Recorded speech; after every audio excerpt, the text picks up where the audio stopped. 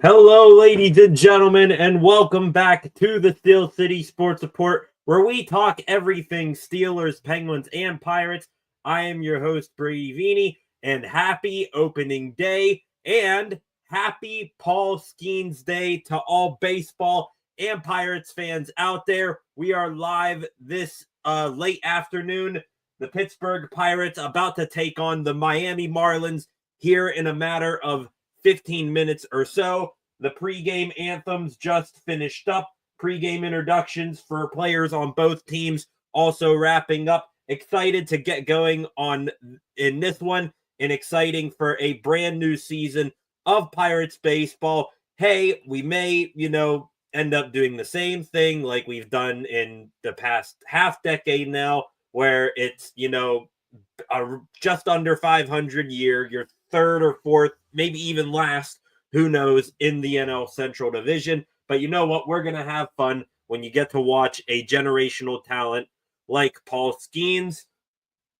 There's manager Derek Shelton on the TV screen right now. A prove it year for him. Did I just see that correctly? I think I've just saw number 39. Is Drew Maggi in the Pirates dugout as a coach? That is something I did not know. They took a shot of Derek Shelton there, and I saw what looked to be Drew Maggi, number 39. So that'd be cool if the Bucks have two guys back. You got Drew Maggi and you got Daniel Vogelback, two former Pirates in the Bucks dugout. But gonna be an exciting game, an exciting season.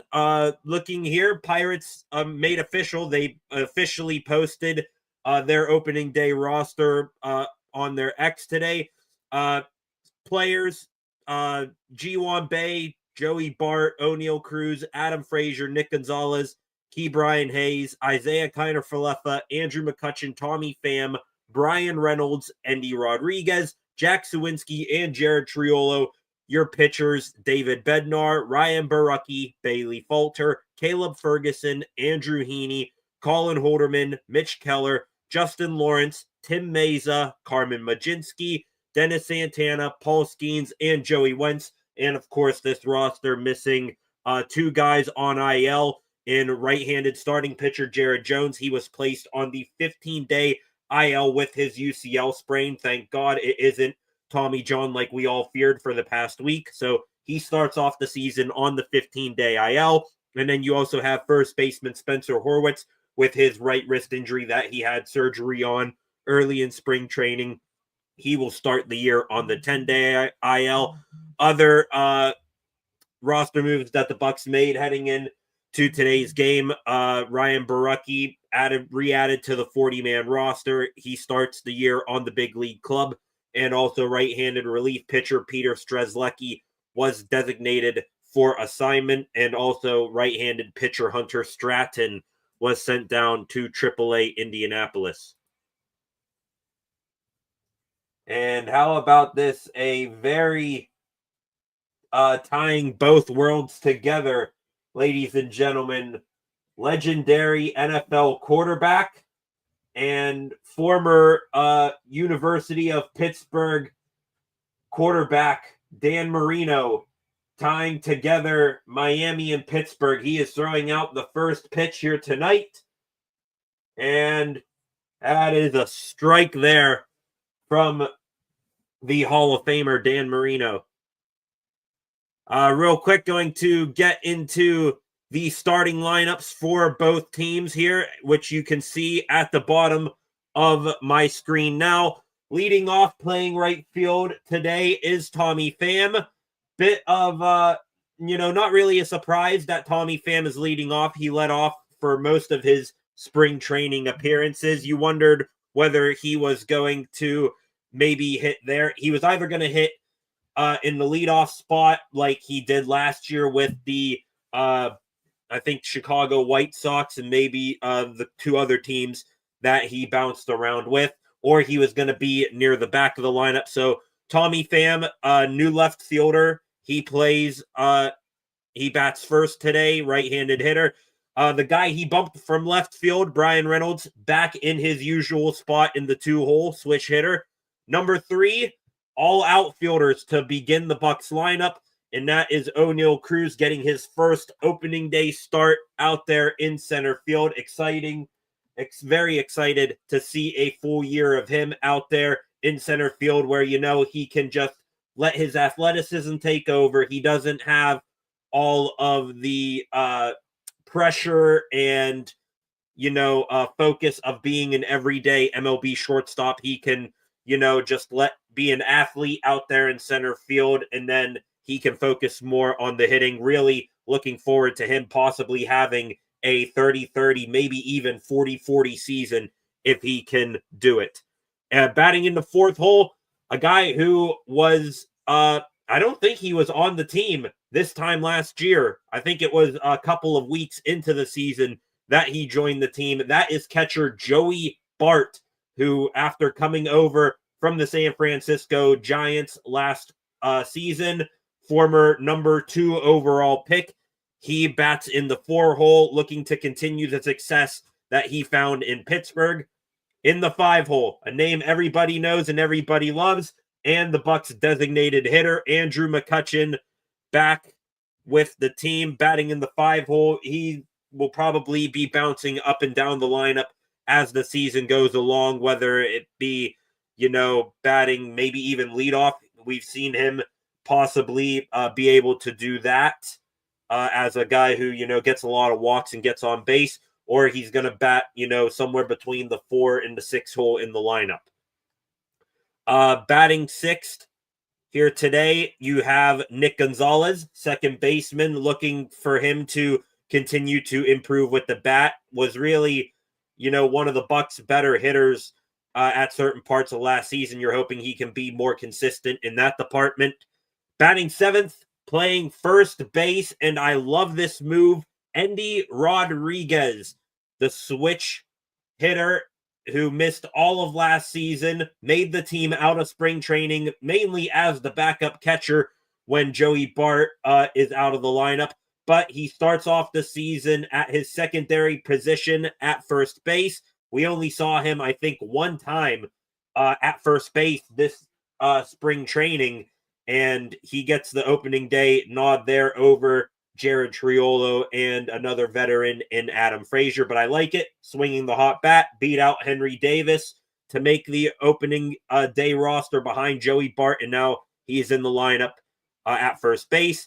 In the 8-hole, third baseman Key Brian Hayes. Looking forward to him having a bounce back season. Missed almost half of the games last year with a back injury. Looking healthy, looked healthy in spring training. Also did some adjustments with his swing, holding the bat with 2 hands all the way through the swing.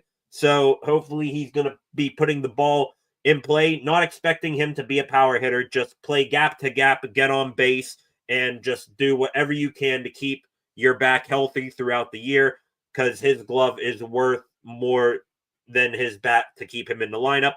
And in the 9-hole, shortstop Isaiah Kiner-Falefa was the leadoff hitter near the end of last year. Now he slides all the way back to the 9-hole, which, you know what, I'm sure that is not a big deal. The 9-hole, it's pretty much a second leadoff guy when you get, into the later innings of a game. So IKF still in a similar role, just at the back end of the lineup. Hopefully he can sort of refine what he had hitting wise when the Bucs traded for him from the Toronto Blue Jays. And right there on the mound for the Pittsburgh Pirates, happy Paul Skenes Day. Like I just said, just think about it. A year ago, he wasn't even on the club, was down in the minors, and then, of course, in May, gets the call up and never looked back. Still looking to continue his meteoric last 2 years, going from being a College World Series champion to being the first overall pick to making his major league debut, starting the All-Star game for the National League, and winning National League Rookie of the Year, all while he's dating probably one of the most influential athletes / models in the world in Livy Dunn. So Paul Skenes looking to get things going here today. Expect big things from him already, in my opinion, the odds-on favorite to win the National League Cy Young Award. Going to switch over here before this game starts to the Marlins starting lineup, and you can take a look at that, and I'm going to learn about half of these guys in this lineup at the same time as you. This is probably one of the worst opening day starting lineups I've ever seen a team trot out, and we saw, some pretty funky ones here on the Pirates. Leading off, shortstop Xavier Edwards, I believe, was one of the top prospects of the Marlins.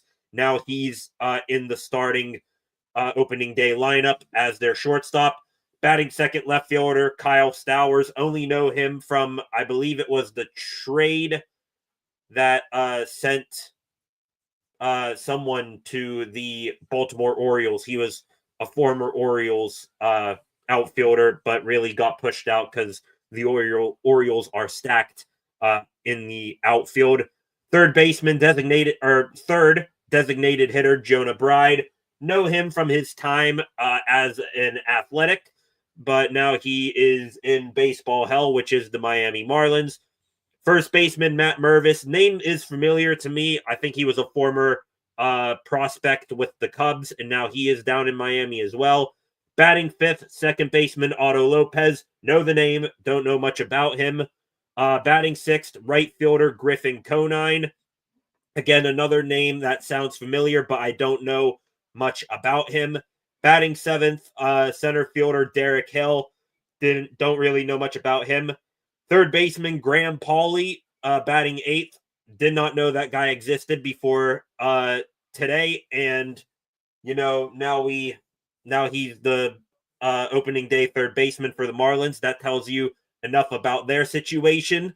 Batting ninth, probably the most recognizable name in the lineup for the Miami Marlins is catcher Nick Fortes. And then, of course, the starting pitcher and the most recognizable person on that Miami Marlins roster, former Cy Young winner himself, Sandy Alcantara, missed time with Tommy John surgery last year. Glad to see that he is back and now is ready to kick off the season for his club against the Pittsburgh Pirates. I hope he has a good season. So we are getting probably the best pitching matchup on this 2025 opening day in Paul Skenes and Sandy Alcantara. Of course, they're popping up his 2023 stats, a 7-12 record, a 4.14 ERA, 48 walks to 151 strikeouts in 184 and 2/3 innings pitched. So going to be a tough task for this Bucs lineup. Going to be a pitching duel. You got two lineups that aren't really filled with stars. And here we go. The first pitch of the 2025 season to Tommy Pham. The delivery almost runs in and gets Tommy Pham a 98 two-seam fastball with some late action in towards the body of Tommy Pham. The 1-0 delivery, another fastball high and inside, so a 2-0 count on Tommy Pham. Batting leadoff for this Bucs team. 10 of you in here right now. If you would, please subscribe to the channel and turn on notifications so that you never miss when I am live like this, and for my weekday news live streams as well. 2-1 here on Tommy Pham after taking a strike. The 2-1 is going to be lifted up to the right side and out of play into about the 8th or 9th row on the first base side of the field. Also, feel free to like and share this stream, and you can comment in the live chat. I enjoy very much interacting with you fine folks. I appreciate it very, very much. The 2-2 to Tommy Pham. That is going to be a high fastball, 100 miles an hour. Sandy Alcantara showing that his arm is very healthy coming off of Tommy John surgery. Now it is a 3-2 count to Tommy Pham. Here's the pitch. And that one is painted right on the outside edge. Pham doesn't like the call, but it was right there. A beautifully painted fastball by Santi Alcantara, one away in the top of the first. Pham down on strikes looking. So I will also say, I hope you guys stick around. Instead of doing a nightly news video on all the Pittsburgh sports, maybe during certain commercial breaks and whatnot here today, I will give you guys some news stories, some interesting ones surrounding the Steelers today. Could be interesting in taking a quarterback in the first round that nobody is really expecting them to take. Also, a development in the Aaron Rodgers saga, 2 insiders questioning if Rodgers would even want to play this upcoming season. Brian Reynolds, switch hitter batting left right now in an early 0-2 count, had a high strike called on him and then swung and missed on a breaking ball. Here's the 0-2. Reynolds will put this one on the ground, hit sharply, but scooped up there by the first baseman, Matt Mervis. He takes it to the bag himself, and now it is 2 away with big number 15, O'Neal Cruz, coming to the plate. Hoping for a big season from the 6'7" Dominican. Looking to cut back on his strikeout total this upcoming season. The first pitch to Cruz swung on and missed a breaking ball below the zone. Cruz last year, a .259 hitter, 773 OPS. That breaking ball there, maybe a changeup at 90 miles an hour in the dirt. 1-1 now on Cruz. Alcantara delivers the 1-1. Cruz again, another swing and a miss. Alcantara went right back to whatever that pitch was. Threw the first one in the dirt, got a swing and miss on the second go around with that pitch. 1-2 now. Alcantara looking to retire the side in order. Got Pham to strike out, Reynolds to ground out. Here is the 1-2 to Cruz. Another 100-mile-an-hour fastball. This one on pretty much in the middle, but in on Cruz a bit. He fouls that one away. 1-2. There's a shot there of former Pittsburgh Pirate player, now turned their new hitting coach, Matt Haig. And O'Neal Cruz will put this one into the air, out to right center field, fairly deep, but Griffin Conine is there to make an easy jogging catch. So the Bucs are retired in quick order, and without waiting for the Marlins to clear the field, Paul Skenes doing his little heel click over the first base foul line. He takes the bump. It is a Paul Skenes day. The reigning National League Rookie of the Year takes the bump next. I'll be back in a matter of moments.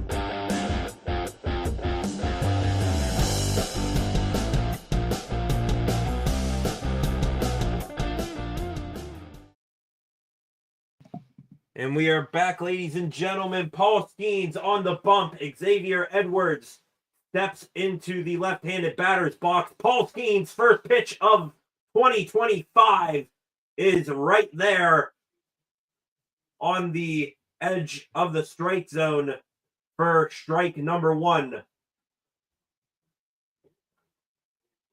Skenes working quickly. Another 99-mile-an-hour fastball on the inner half of the plate. Swung on and fouled off to the third base side of the field. So 0-2 count early. Going against this Miami Marlins lineup here today. Skenes could be having himself a day.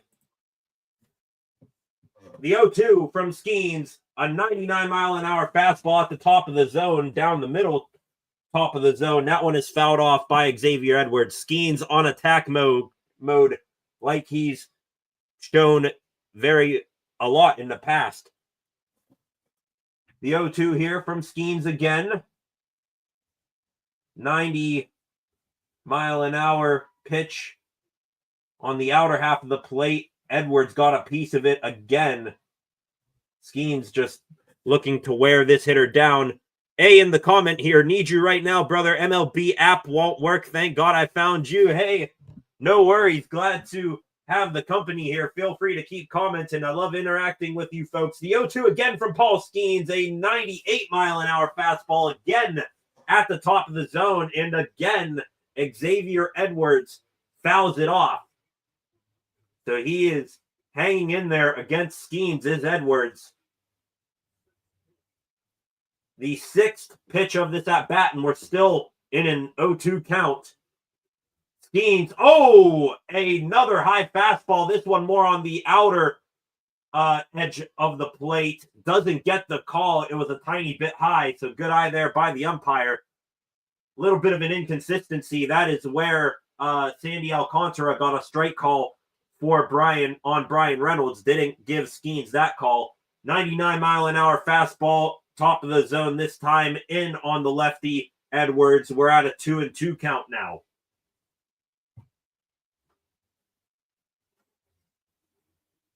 Skenes delivers the 2-2. Breaking ball, 90 miles an hour, swing and a miss.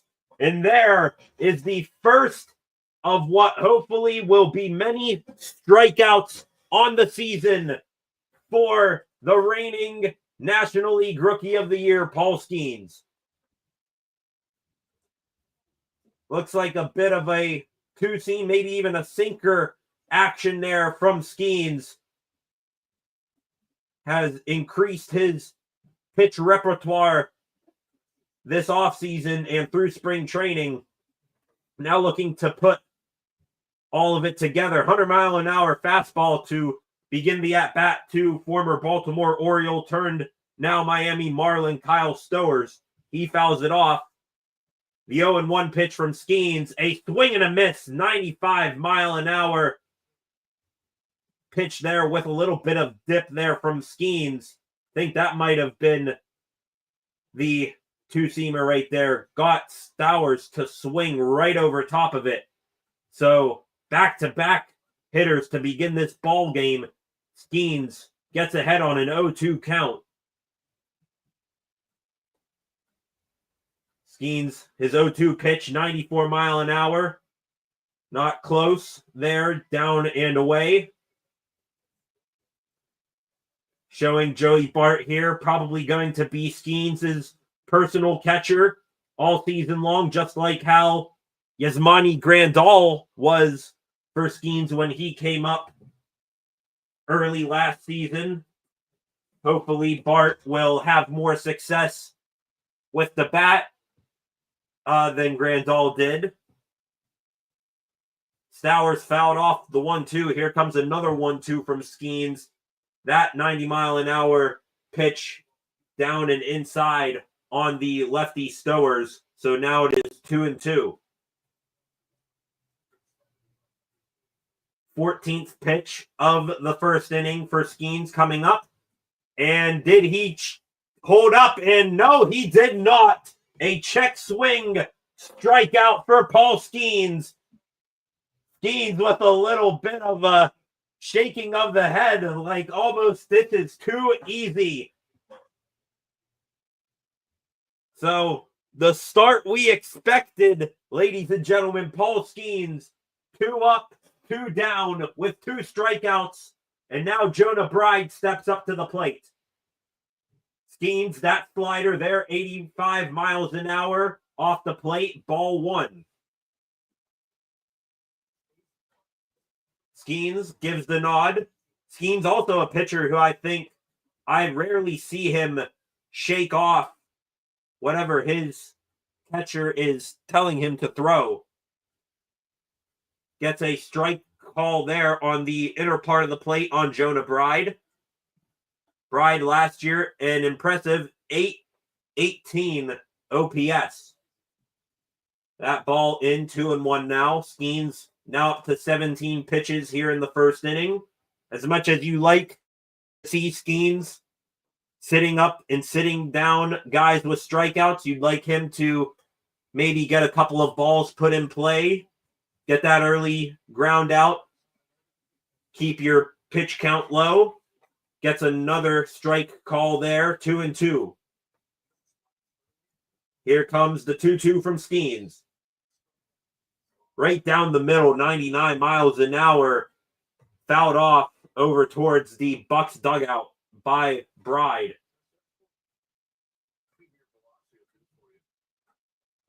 Ball almost going into the camera well on the far side of the Pirates dugout. The 2-2 again from Skenes. Puts this one in play, does Bride, right to the second baseman, Nick Gonzalez, onto first baseman, Endy Rodriguez. Skenes going toe-to-toe with Sandy Alcantara, 3 up, 3 down. That ball wasn't all that hard hit as well there. So a quick first inning, 3 up, 3 down on both sides of the ledger. We'll be back in a matter of moments. In the comment will comment as I can. Currently working. Thank you very much. I appreciate that. Also subscribe to the channel if you haven't already. We'll be back after this short commercial break.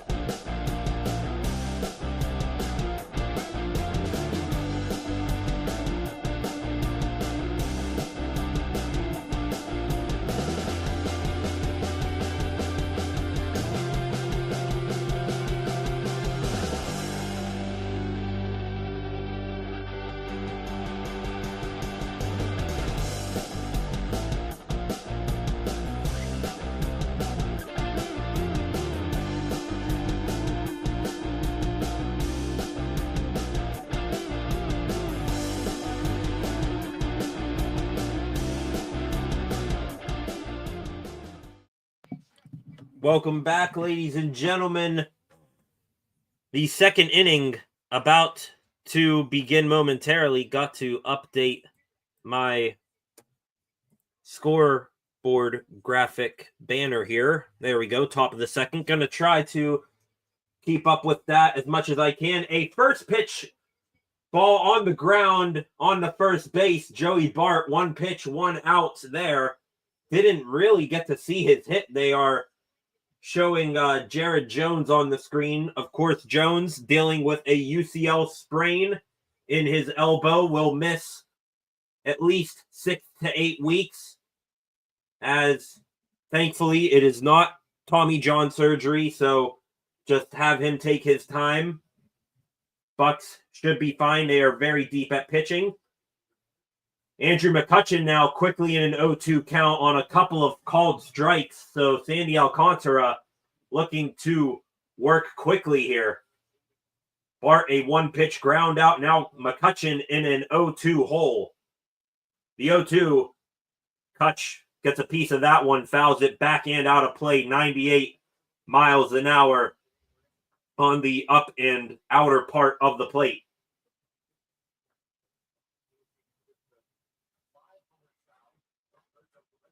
Andrew McCutchen, like Greg Brown just said, 5 home runs shy of tying Roberto Clemente for most home runs in Pittsburgh Pirates history. Kutch takes a ball low. Here's the 1-2 pitch from Alcantara. McCutchen fouls off 100 miles an hour right down the middle, back into the protective netting.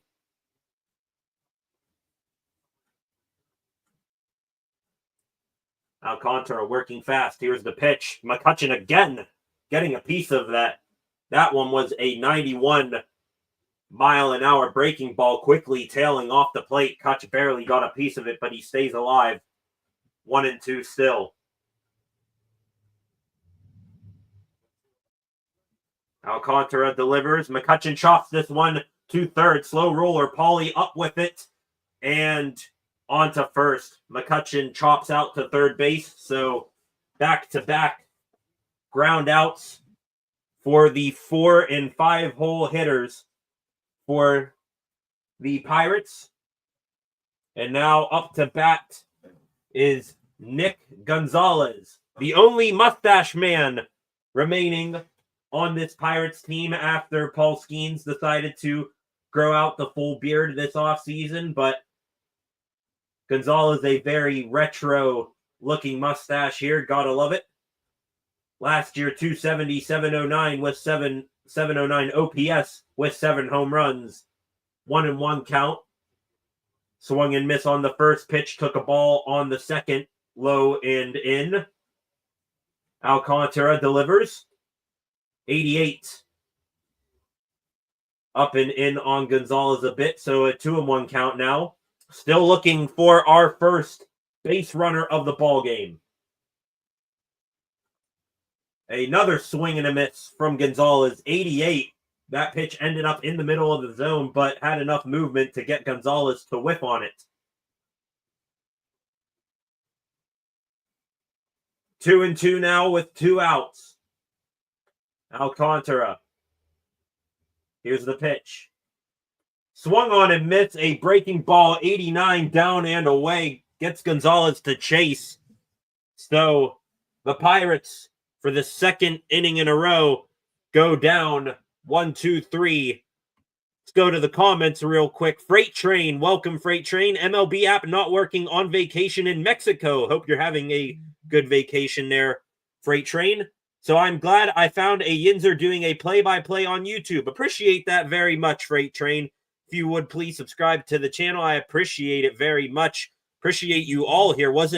Honestly wasn't sure how many of you fine folks I was going to have in here to watch me here today. This is my first time streaming a Pirates game, so glad to have a good audience. Real quick, let's get to our first non-Pirate news segment of the day. We're going to talk Pittsburgh Steelers real quick while we're on break. The big story today is that Tom Pelissero, NFL insider, told Jim Rome that Aaron Rodgers' deal with the Steelers is only for 1 year. No surprise there. It is a take it or leave it deal. And that Aaron Rodgers invited himself to the Steelers facility for that visit he had last Friday that, a bunch of people cleared out of the Steelers facility. He was there for 6 hours, chit-chatted with Mike Tomlin, Omar Khan, and pretty much anyone worth a damn to the Steelers offense. So interesting that Rodgers invited himself there pretty much and spent 6 hours there. But another interesting thing is that Pelissero, and now in addition to probably the top NFL insider, Adam Schefter, said that they are hearing that Aaron Rodgers might not play anymore, that he might actually be looking towards retirement more than the signing with the Steelers on a 1-year deal. Take with that what you will. It'd be very interesting to see what the Steelers would pivot to if Rodgers were to retire. I'd be okay sticking with Mason Rudolph. Not entirely sold on taking a quarterback in the first round this year. Next year, going to be a stronger class. But we'll have to wait and see. Paul Skenes back out here to begin the bottom of the second inning. Matt Mervis, last season only 9 games in the major leagues, had a 115 batting average. Skenes up early in an 0-2 count again. Hunting for a strikeout. Mervis gets a piece of this one, chops it foul to the right-hand side of the field. There's a shot of Lone Depot Field down there in Miami. They do have the roof open today for this season opener. Skenes the 0-2. A chopper right back to Skenes on the mount. He'll easily underhand flip that one to Andy Rodriguez. Very getting used to seeing Andy Rodriguez at first base, but glad his bat is in the lineup here today. An easy put out there, 1-3 for Paul Skenes. Also, a thing that I saw, they have the roof open there at Lone Depot Field. Did not know that is not like at the Milwaukee Brewers Stadium where, say, you have the roof split apart and it like folds into itself. No, that roof is on a track and it just completely slides itself like to the outer edge of the stadium. 0-1 count here on Otto Lopez.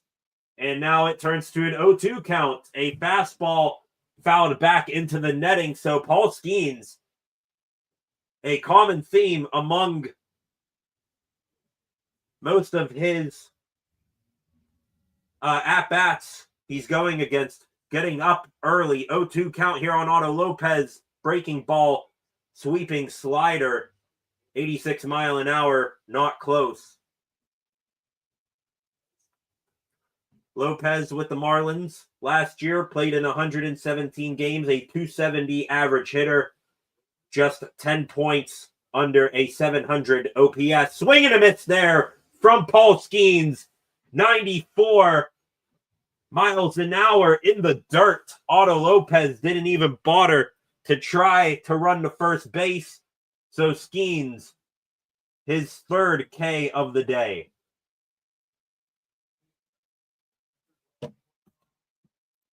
Looked like a splitter there from Skenes. Excuse me, I think that was his second strikeout of the day. No, that was his third. I don't know what it is. They haven't updated it here on MLB.com. So now it is Griffin Conine, the right fielder, stepping into the box, down 0-1. 89 mile an hour breaking ball there from Skenes. Down and away, 1-1 now. 30 pitches now. Griffin Conine, oddly enough, looks a little like Jack Sawinski in the face, just without the hair. Swing and a miss there. 95 miles an hour, started in the zone, broke down and out of the zone. Same pitch that he just got the strikeout from Lopez on a couple of moments ago. 1-2 from Skenes, 94 mile an hour in the zone on the outer part of the plate. It is on the outer part of the plate. It's fouled off by Conine.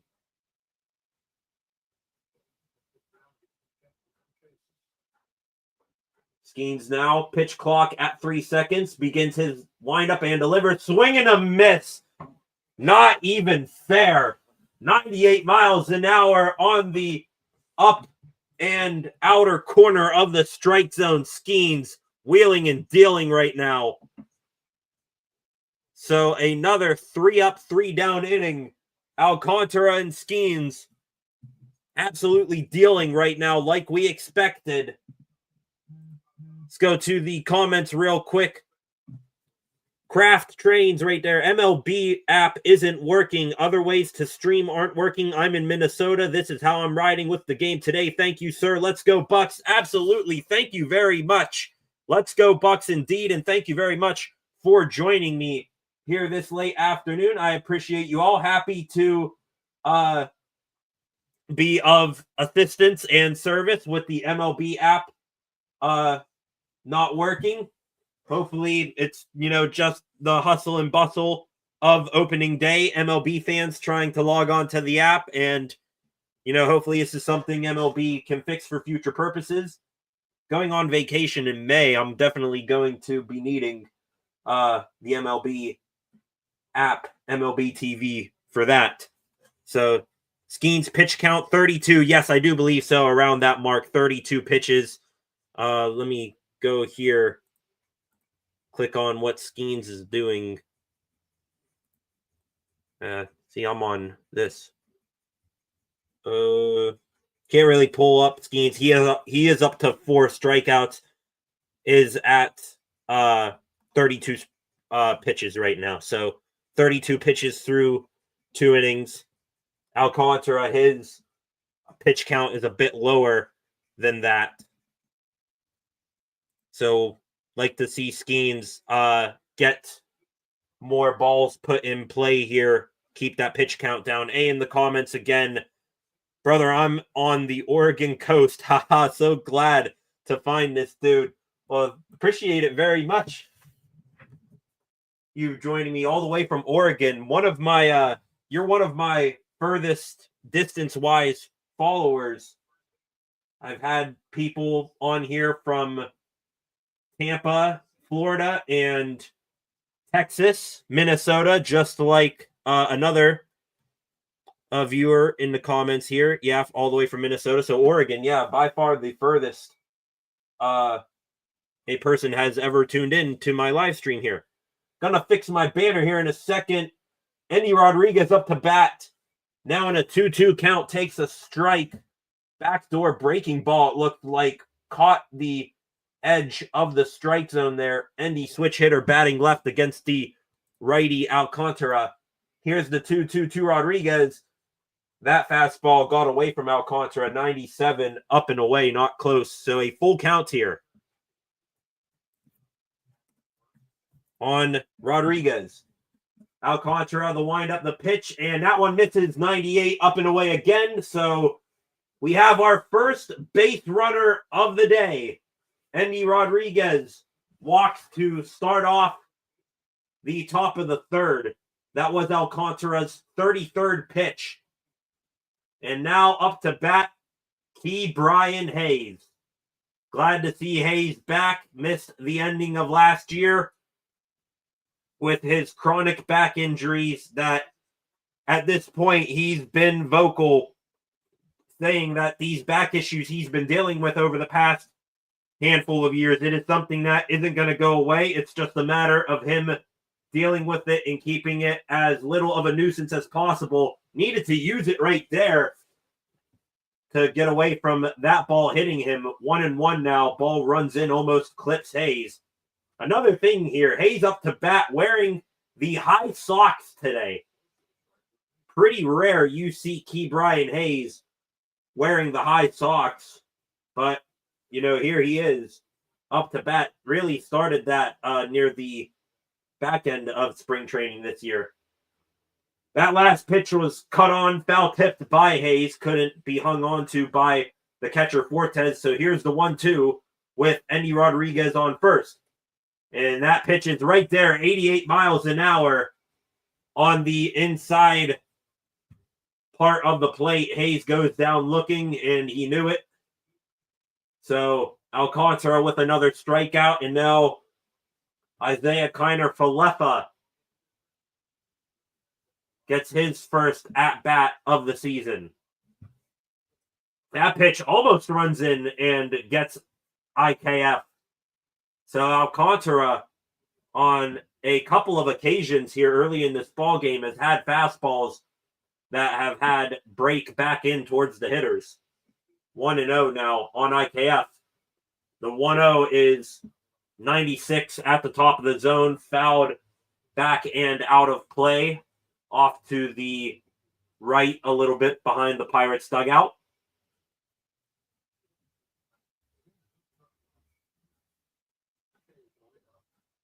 The delivery from Alcantara, that is going to be chopped foul to the left side by IKF, now down 1-2 in the count. IKF also showing bit of the back of his jersey when he's taking his practice swings. Glad to see the bigger nameplates and letters return to MLB jerseys this season. 96 miles an hour, well above the zone. 2-2 now on IKF. IKF, one of 2 trade deadline acquisitions by general manager Ben Cherington last season. Of course, the other being outfielder Brian De La Cruz, who was just god-awful in a Pirates uniform. Ended up being exiled from the team now, I believe, down in Atlanta. Didn't know if he made their opening day roster or not. 2-2 from IKF, another foul. So he is battling here with Alcantara. Alcantara now up to 42 pitches. His next one will be his 43rd.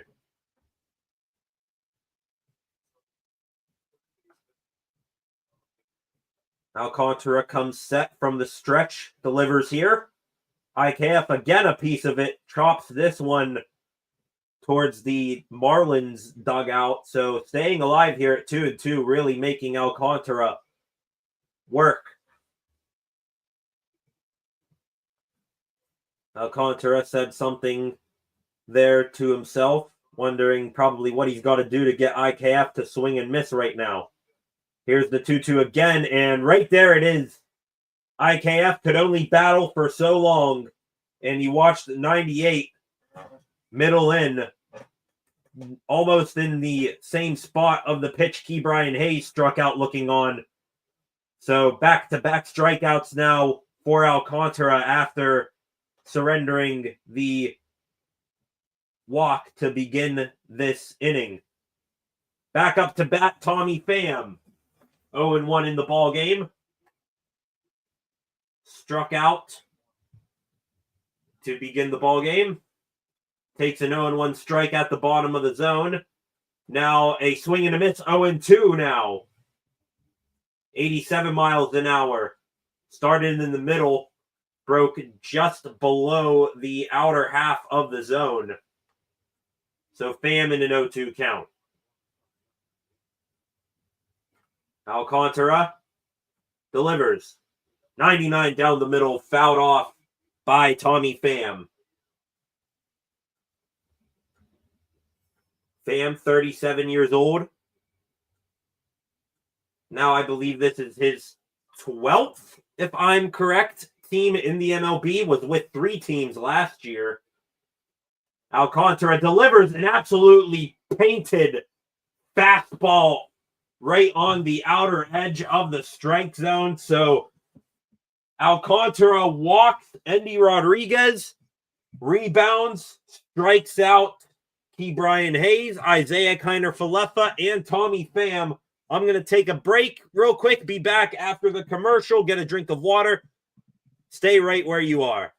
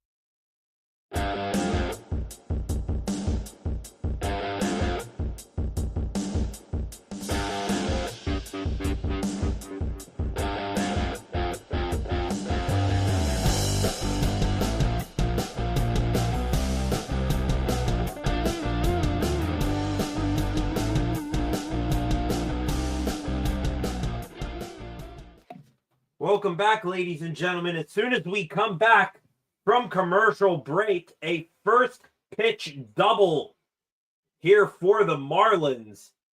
That is Derek Hill, the center fielder. Sends that one down the left field line and into the corner. Got some good wood on it. It one-hopped the wall down the left field line. So Paul Skenes surrenders the first hit of the ball game for either team on his first pitch of this bottom of the third inning. Fastball there called a strike at the bottom of the zone. Another cool thing here, Pirates popping up the graphic. Paul Skenes donating $100 to the Gary Sinise Foundation for each strikeout he records this season. And, oh no, trouble there. A grounder to shortstop Isaiah Kiner-Falefa by the third baseman, Paulie. IKF comes up with it, but his throw is wide of the bag. Pulled Endy Rodriguez off the bag towards home plate. Endy couldn't get the runner with a swipe tag, so a double and an throwing error by the shortstop, Kiner-Falefa, puts 2 on here early in this bottom of the third. And, you know, that's one of the issues that we have to deal with. You know, you're the Pirates. Another first pitch grounder here to IKF to second for one on the first. Close play. Nick Fortes, the catcher, gave a somewhat decently hit chopper to the shortstop, Kiner-Falefa. Got the out at second, but Fortes sticks it or beats it out at first. So 1 out now with runners at the corners. And they're showing the slow motion and Fortes barely beating that one out. Yeah, I mean, back to the point that I was going to say, you know, you're sort of, you know, putting yourself in a bit of a spot. Isaiah Kiner-Falefa, Gold Glove utility man, but out of all of the positions he can play in the infield, shortstop is not his strongest suit. So the Marlins, with a bit of an ambush tactic, swinging early in these counts against Paul Skenes. Xavier Edwards, the leadoff hitter, now back up at the plate here with runners at the corners and 1 out. 0-1 count. Skenes delivers 99 miles an hour right there. Middle in on the lefty hitting Edwards. 0-2. Looking for a double play ball or a strikeout here for Skenes to get out of this funk. Pickoff move to first base. Didn't even get to really see if it was close or not. The Sportsnet Pittsburgh were a little off on their camera shots there. Just kept showing Skenes.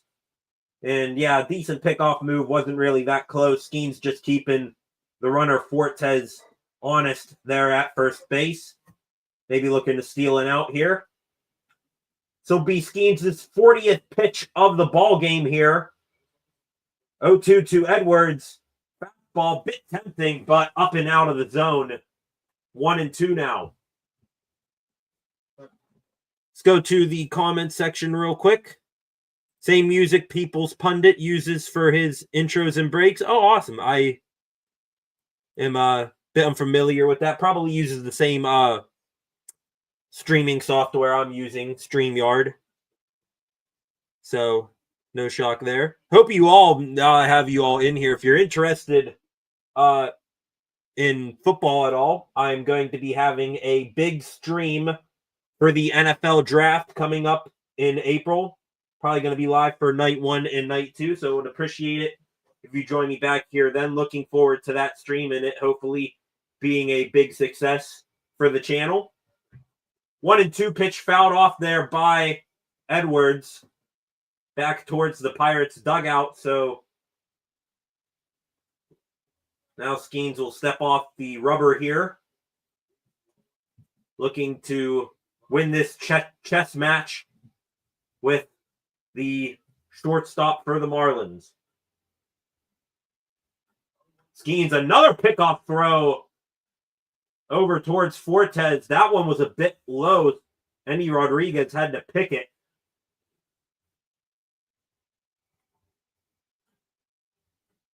Skenes, already this early in his young MLB career, one of the best pickoff artists in the game. Edwards here fouls this one off. Foul by about 5 feet down the left field line. Would have gotten home a run. Maybe brought the runner from first to third. Would have probably had a double. Should that have been fair? Skenes here on the 1-2 again. This one here, 88 miles an hour, chopper to second base. He's got to hurry. Gonzalez gets the out at second, but the ball was soft enough. Hit. Got the out at second. Isaiah Kiner-Falefa, no chance to get the out at first. Edwards pretty fast, and he's out of the left-handed batter's box as well. So the Miami Marlins, they get the first run of the ball game on a force out fielder's choice. Another pickoff move by Skenes. Xavier Edwards, pretty good numbers in terms of base stealing, 31 for 35 last year. Skenes delivers. 98 miles an hour, right there in the zone to Kyle Stowers, the left fielder, struck out in the first inning. 0-1 now. Skenes 98. Up and outer corner of the strike zone. Fouled off by Stowers. 0-2 now. Give the Marlins credit up until this point. Even though Skenes had a 1-2-3 first and second inning, they have made him work. And now getting the fruits of their labor here. 1-0 lead. Runner on first here. 2 outs. 0-2. Skenes delivers to Stowers. 88 mile an hour off-speed pitch outside the zone. So now 1-2. Skenes so far in this ball game. That pitch up and in, and it hit the knob of the bat of Stowers. It's going to be a foul ball. Stowers didn't react like it hit him, so he's now going to step back into the batter's box. At least I think that hit the nub of the bat. Took an odd angle carom back towards his own dugout. 1-2 now. Another pickoff throw for Skenes, and again, one that was a bit wide. Endy Rodriguez making the play there. Had to stretch out to get a glove on that one. So now that is 2 pickoff throws over to Skenes. Of course, you are only allowed 3 per an at-bat, and that is going to be an error on Joey Bart. So Xavier Edwards, surviving 2 pickoff attempts, would have probably taken a much more sizable lead. Well, he gets a free 90. That pitch there from Skenes goes off the glove of Bart and over towards the Marlins dugout. A free 90, Edwards to second. The 2-2 from Skenes, 99 down the middle pitch there. And Stowers fights it off. Skenes may be showing a little bit of frustration. Runner at second. 2 outs. The 2-2 count. Skenes delivers. Fastball high above the zone. No chase. 3-2. A full count now. And Skenes looking to end this at bat. If he walks him, I could very much see a mound visit but that will not be needed. 96 miles an hour, bottom of the zone. Skenes gets the strikeout and reduces the damage. So after the leadoff double in that inning, the Marlins do bring that runner around, but Skenes limits the damage, and it will be 1-0 Miami heading into the top of the fourth. Let's go to the comments section real quick. Zachary Tillman, welcome. Zach, my guy, good to see you doing your thing. Let's go, Bucks. Koramisha Jordan, welcome. I need Skenes for 8 Ks. Assume you got a bet, maybe some sort of parlay on that. Well, he's up to 5 now, I believe, Ks on the day. And against a lineup like this for the Marlins may, get their run like we just saw, but Skenes going up against a pretty inexperienced lineup at the major league level. So right now, the only thing going against you is his pitch count. He's probably, I think, up around 50 right now. Don't quote me on the exact number. Up around 50 right now. So the only thing working against you on that strikeout total is his pitch count. But hopefully the Bucks can get their bats going. Have struggled to really make good contact on Sandy Alcantara. They've had more than their fair share of strikeout and have had a couple of weak ground balls. A in the comments, I need 8 Ks and a W. Well, the 8 Ks, I feel pretty confident in that right now. The W depends on if the Bucks can get their act together. I mean, this game so far is what we pretty much expected. Alcantara back out there, his first pitch of the top of the fourth catches the outside edge of the strike zone on Reynolds. It's called a strike, but with the Bucks, it is a team that is strongly built on pitching, and they did not invest money into the bats. Brian Reynolds grounds this one back to Alcantara. Alcantara underhand toss to first, so Reynolds down quickly in the top of the fourth. O'Neal Cruz will now step up for his second go around at Alcantara. But the Bucks, I mean, I hate to say it, but you cannot win and sustain success in the MLB.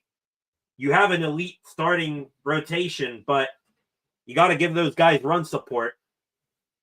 I mean, they're most nights only going to give up 1 or 2 runs. You got to be able to put 3 or 4 up on the board. I mean, just going back, I think, thinking back to last year, I think there was a stat out there. The Bucks would have had, 10 in between 10 and 20 more wins had they just simply put up 4 runs, which, is around an MLB average.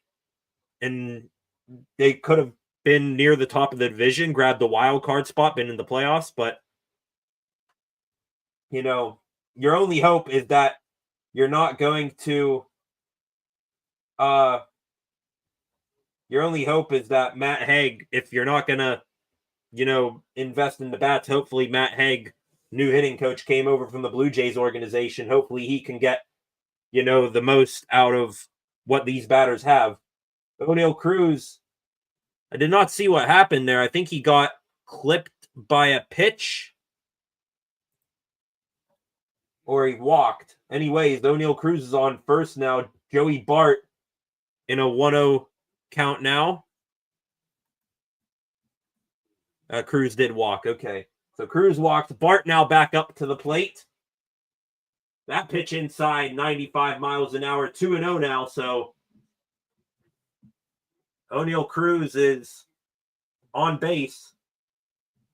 Maybe he can take the first steps towards, and O'Neal Cruz does go. Cruz is in there at second base, right as I was about to say it. I just said O'Neal Cruz on first base. Maybe he can start taking his first steps towards that 30-30 season that we think is in him. He's still second base. Pretty decent throw there from the catcher, Nick Fortes. As a catcher, I played catcher for years when I played baseball as a kid and a teenager. Strike for a catcher on a throwdown is one pretty much on that side of the base pad and a little bit low, so the ball can lead the infielder into the tag. It was pretty close, but Cruz got in there. Bart now in a 2-2 count. And that's another thing, too. Alcantara delivers.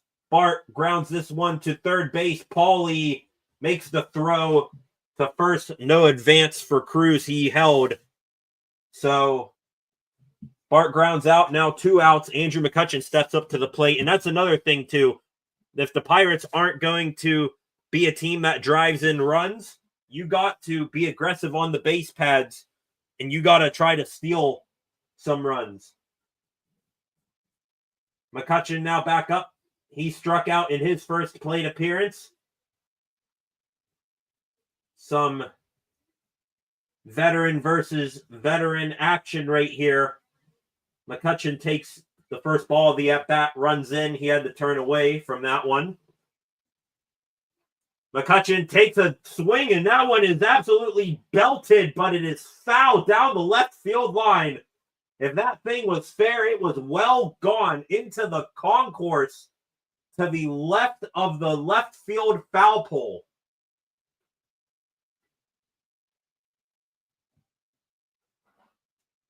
Kutch just needs to straighten that one out a little bit. 1-1 now.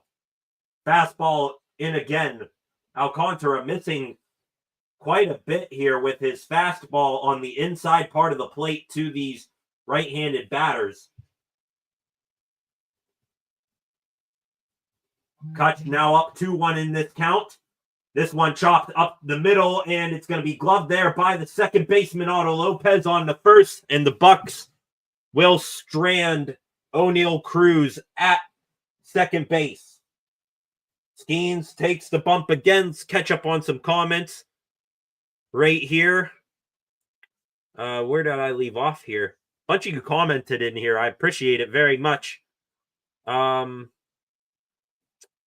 let's see. Let's go here. Bucks not built into drive-in runs. Yes, I was expecting them to go big this offseason and push for the pennant. And that's the frustrating part, is that you have a generational guy in Paul Skenes who is a unicorn. Probably if, you have Shohei Ohtani and Aaron Judge, easily, in my opinion, the third most popular player in the sport right now. You're in an NL Central division that is pretty weak as of the last couple of years. The Cardinals, they're going through a rebuild. The Reds are the Reds. They are kind of like the Pirates, where they have, some potential, but they, they don't really unlock it. You got the Cubs, who, they're always near the top of the division. You're competing for them. And then you got the Brewers, who were cutting back on spending. And I was expecting them to go big this offseason. I wanted them to go out and take a splash on like an Anthony Santander, or bring in Christian Walker so you have a legit MLB first baseman. But you know what? Pirates, I'm going to give him some free publicity here. Go read a recent article from Dejan Kovacic of DK Pittsburgh Sports. Pirates actually lost money last year in revenue, $2.2 million in revenue. So they're getting their money from like all the various MLB, packs and agreements and whatnot, but they are not generating enough money and interest on their own. And it's frustrating. I'm a new fan, about 3 years, so the Pirates will never invest, right? There were so many great free agents and people available. Yeah, and unfortunately, this isn't, anything that's really going to change until Bob Nutting sells the team. Skenes' second pitch of this bottom of the fourth inning, perfectly placed on the inside corner for a strike. 1-1 count here to the third, or the designated hitter, Yona Bride. And that one there gets a call on the outer half of the plate. So Skenes from 1-0 to 1-2 now. Then I remembered Nutting still owns us. Absolutely. Why do you think I'm wearing this shirt, guys? Here, let me click off the comment. Yeah, why do you think I'm wearing this shirt today? Please don't waste Skenes. Oh my God. I mean, this is going to be a tough play here for Brian Hayes. A slow chopper. Skenes wasn't able to get to it. Hayes charged, got the throw to first, but not in time. So Jonah Bride, an infield single there to begin the inning. Please don't waste Skenes. This is why it hurts me as a Pirates fan to watch this. I enjoy watching Skenes, and I thank the almighty God up above that he's a Pittsburgh Pirate, but you always have in the back of your head, you're a Pirates fan, we're Pirates fans, you always have in the back of your head, yeah, but how long are we going to get in to enjoy this? He's, 3 years? 2, and unless they, 2 years, and then they try to trade him to recoup, a Brinks truck from other teams. It's just unfortunate. That's the unfortunate state of MLB economics, and why in 2026, when a new Players Association agreement needs to be reached, there needs to be a salary cap in baseball. They're the last professional sport to not have a salary cap, and it's much needed, especially if the Pirates are going to have any chance of keeping Skenes longer than his required years on his rookie contract. 2-1 here. Skenes down in this count. Rare time he's been down in the count. Pitching here to the cleanup man, first baseman Matt Mervis. Jonah Bride on first. Swing and a miss there.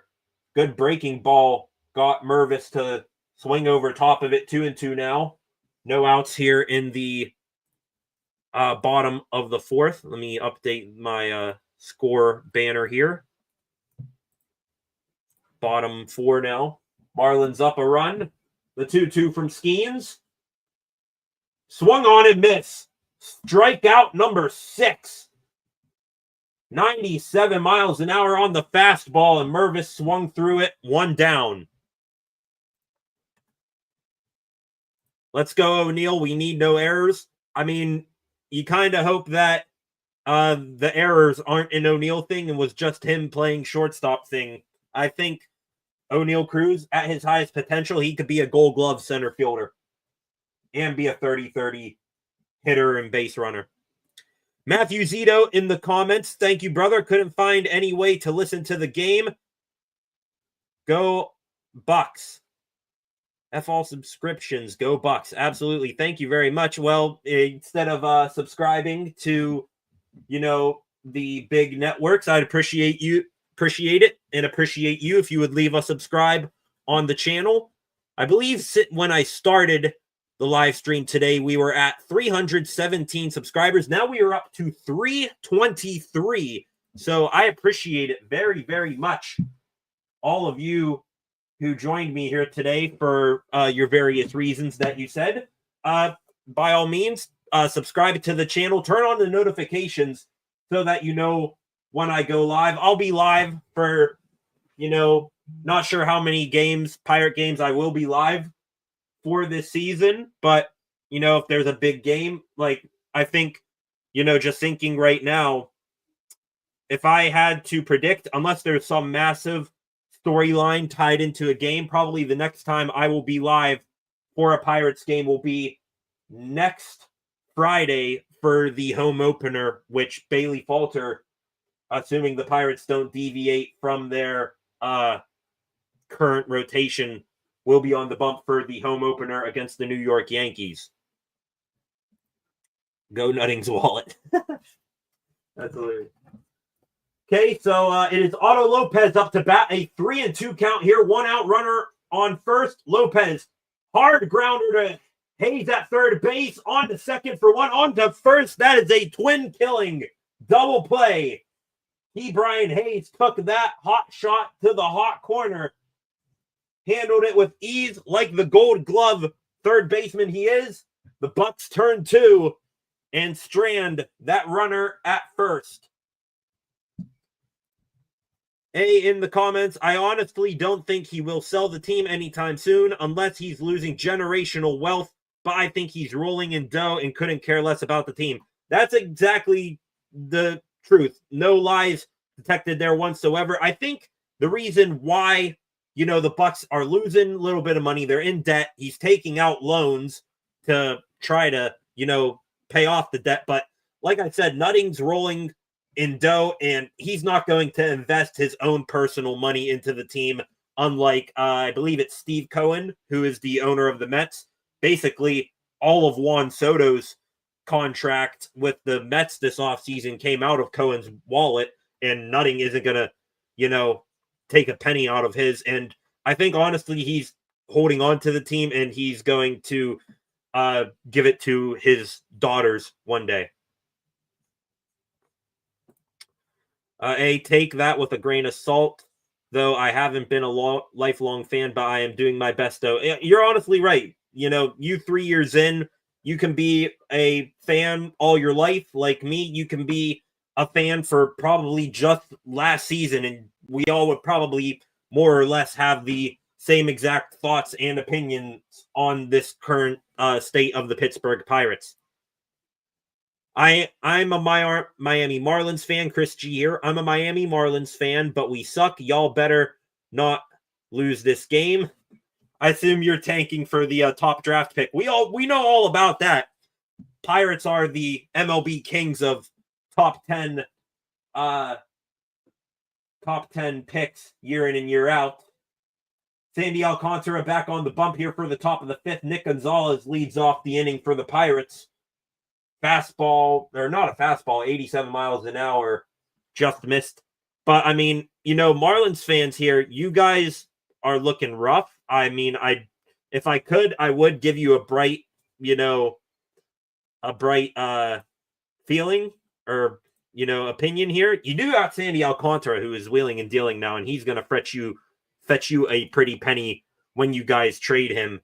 But, you know what? At least I would rather, have had the recent success you guys have had. I mean, our happiest memory as of late, it was, over a decade ago now when we were making wild card series and we were celebrating that. You guys at least made the playoffs 2 years ago. Nick Gonzalez goes down swinging on strikes. Second time he's done that today. Sandy Alcantara, like Paul Skenes, racking up the Ks, and we are only in the 5th inning.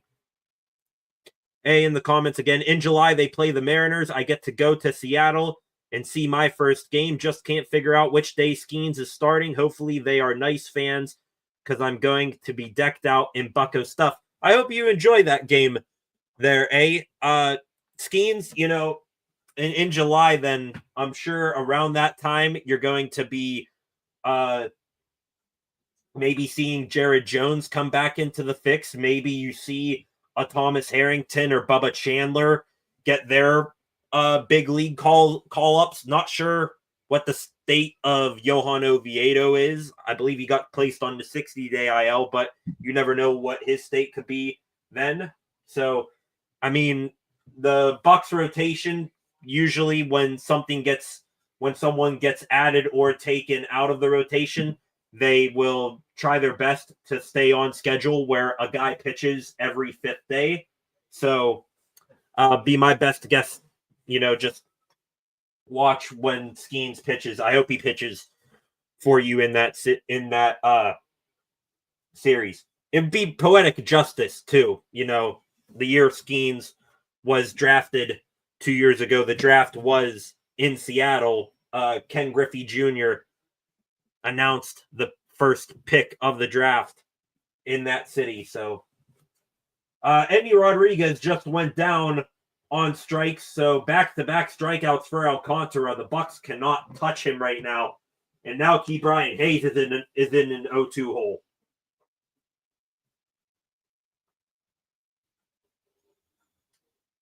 .99 there from Alcantara on the 0-2 pitch. That one misses. Hayes got a piece of it. It was up a little bit out of the zone, but Hayes got a piece of it.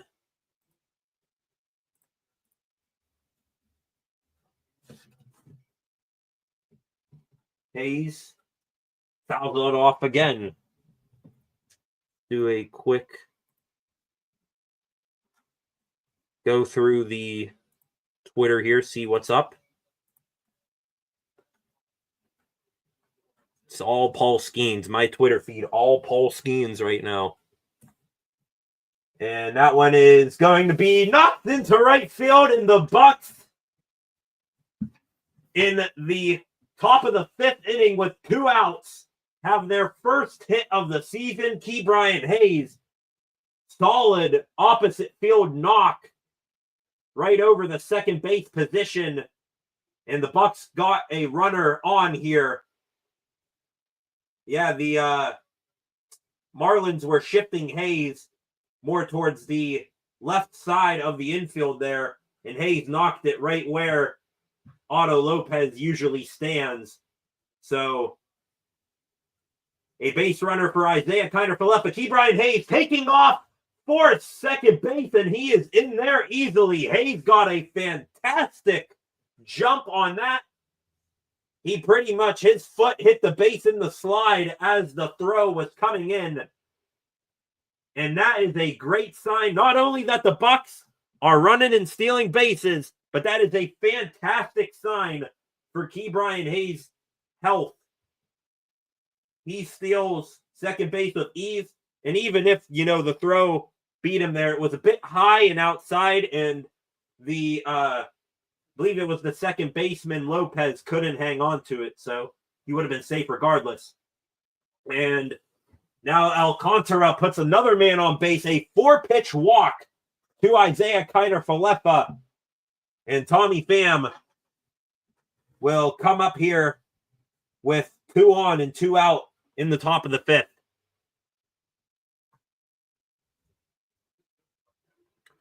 Back to the comments. A here, Dan, you're totally right. Totally forgot about that. Can't wait, man. Yeah, Skenes pitching back in the town where the draft took place. Be poetic justice. Chris G in the comments, what inning do you think they'll pull Skenes in? Well, Skenes, it depends. I mean, I don't know how far. It depends on how much of a leash Shelton has on Skenes here. Especially last year, they were very, very cautious with his pitch count. If I had to guess when they're going to pull the plug, it's the first outing of the season. So maybe you're looking around the 85 and beyond mark is where they'll look to pull him. Alcantara now up to 81 pitches, 1-1 count on Tommy Pham. Ke'Bryan Hayes and Isaiah Kiner-Falefa, while I was talking to you there, they just pulled off a double steal, uncontested. So now Pham's got 2 guys in scoring position. Hayes on third. IKF on second. The 2-1 to Tommy Pham. Fastball in, 3-1 now. And what a time it would be for Tommy Pham to draw a walk with Brian Reynolds waiting in the on-deck circle. Alcantara, his 83rd pitch, or 84th pitch, fouled off there by Pham. That one was borderline, probably would have been called a strike. Fouled it off to the left side.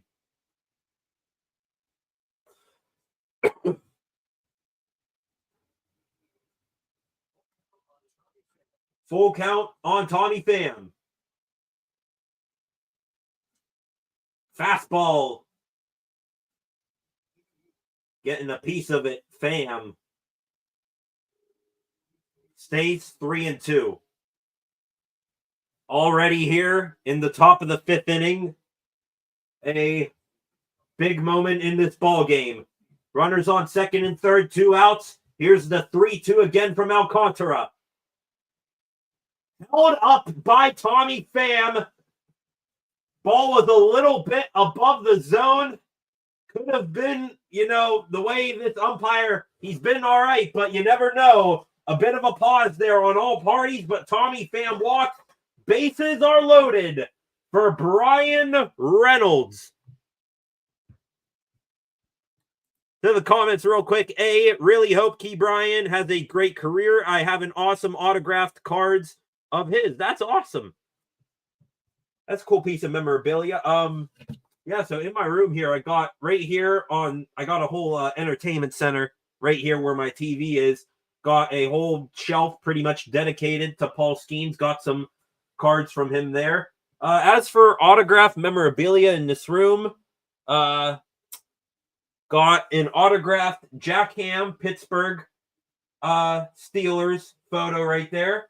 Autographed Phil Bourque of the Pittsburgh Penguins. They're right on the other side of, if you see right here where my finger is, right here, that's an autographed Phil Bourque picture. And then I'll grab it here in a second after this photo. Recently got an autographed Joey Porter Jr. jersey. First pitch of this at bat to Reynolds is low for ball one. Bases are loaded. 2 outs here in the top of the fifth. The 1-0. Reynolds swings, got the tip of the bat on it. It'll be 1-1. Reynolds 0-2. Alcantara, 88 pitches now.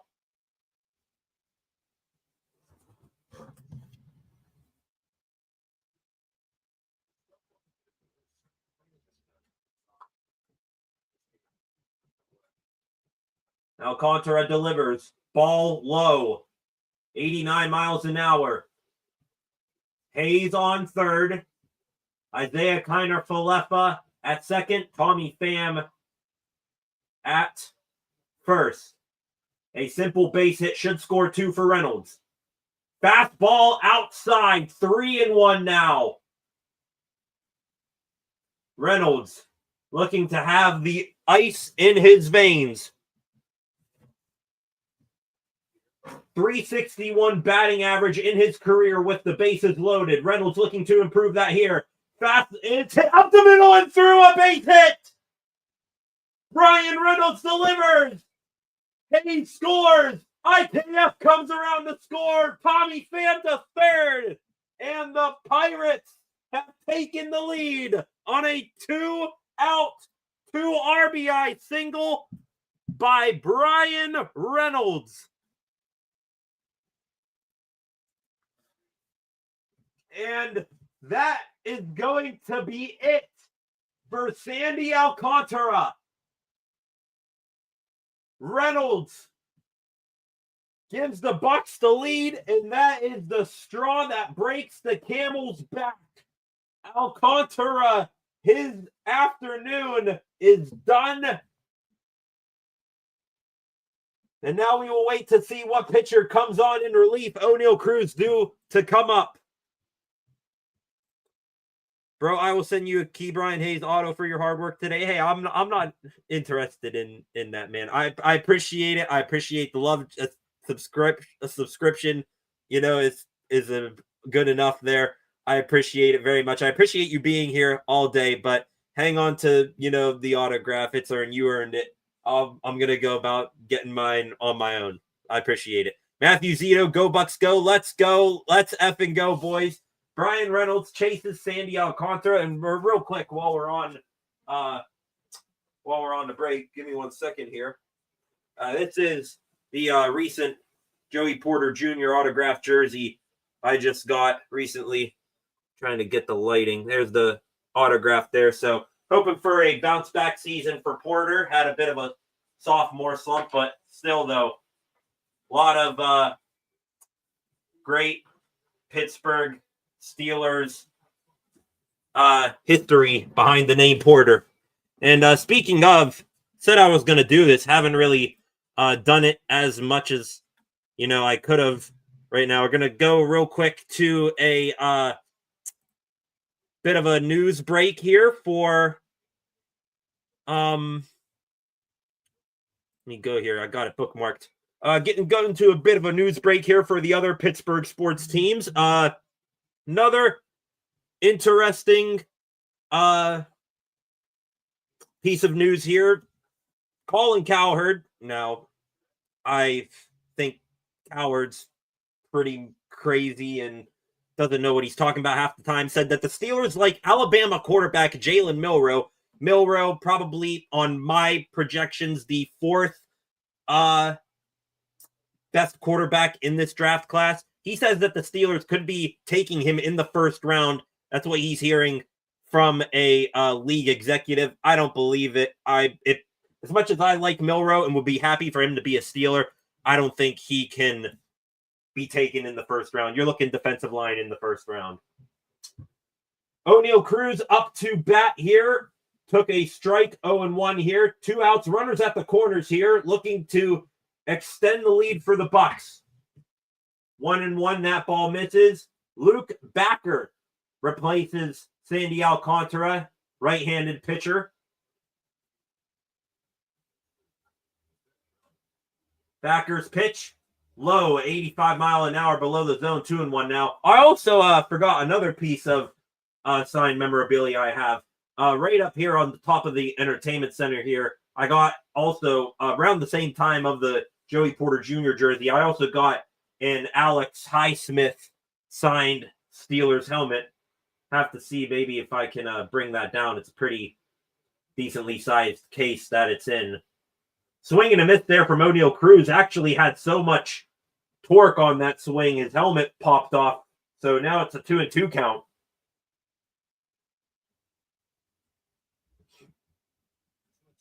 2-2. Here's the pitch from Backer. And right there, backdoor breaking ball catches the zone. And Cruz goes down looking, but hey, we'll take it. Brian Reynolds. And that's another thing we talked about. You know, pretty much you look at the Bucs lineup. Who are you most relying on, you know, as a every time professional at bat who can come through in the clutch? That's Brian Reynolds. And right now, if the score stays as is, it's on the backs of Brian Reynolds and Paul Skenes that the Bucs could, win this game. All good. Card collecting is one of my hobbies. Yeah, I got into that hobby a little bit too. I got right here under my desk. I got a little shelf here. I got like maybe eight boxes of the 2024 Topps Chrome Update series. I got the fever of going after that Skenes debut patch card. So I got into that one a little bit. Got some other cards over here that my dad passed on down to me as well. So got a little bit of a card collection here.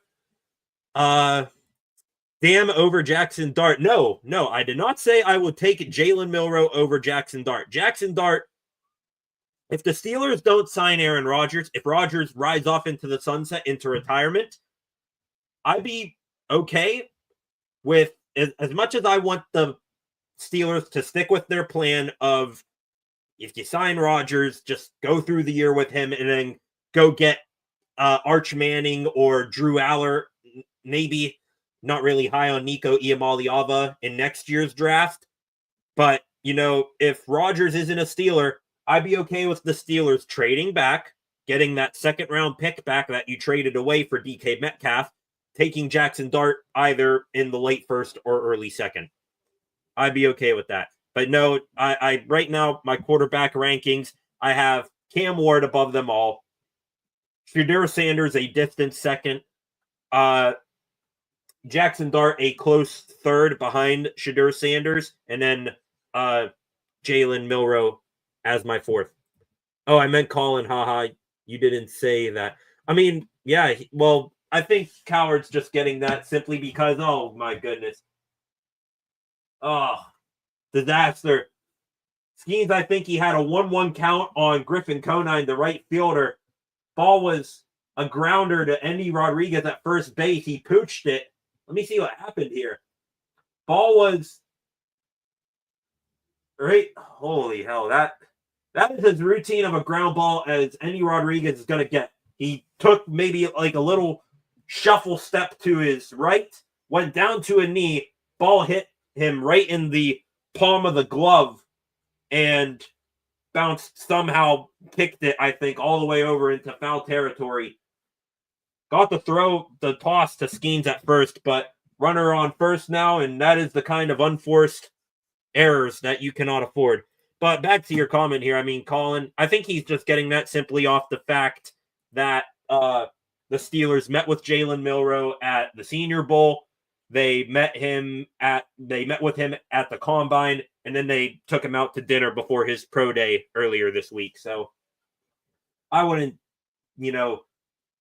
trust Colin Cowherd as far as I can throw him. After all, this is the guy that said the Steelers last year should have traded TJ Watt, George Pickens, and like 3 first-round picks to go get Williams, who went to the Bears. And then I think he said the same thing about Shadur Sanders, so the hell with Cowherd. Pickoff throw from Skenes before his 1-1 delivery back in safely without a tag even is Conine. So this is Derek Hill back up to bat here. 1 for 1. He had that double and then came around to score.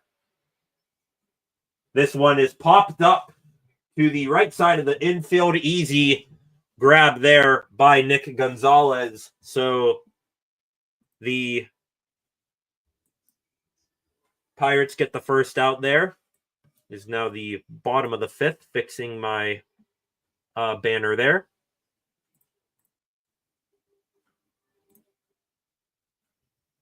Up now to 324 subscribers. Thank you to the new subscriber within the past hour. First pitch here, and double play! A line out right to Andy Rodriguez. And he steps on first for the out. So Andy Rodriguez redeems himself. Derek Hill popped out. That was the third baseman, Paulie. A first pitch fastball at the bottom of the zone. Lined it right to Andy Rodriguez. He tabs on first. A do-it-yourself inning-ending double play there for Andy Rodriguez. Colin is a goober, yeah. Yep, he's a goober. So the Bucks, Andy Rodriguez redeems himself. The Bucks get out of another early base runner in that half inning. They're going to come to bat and look to do more damage. Get this Marlins bullpen rattled. I'm going to take a break real quick. We'll be back in a moment.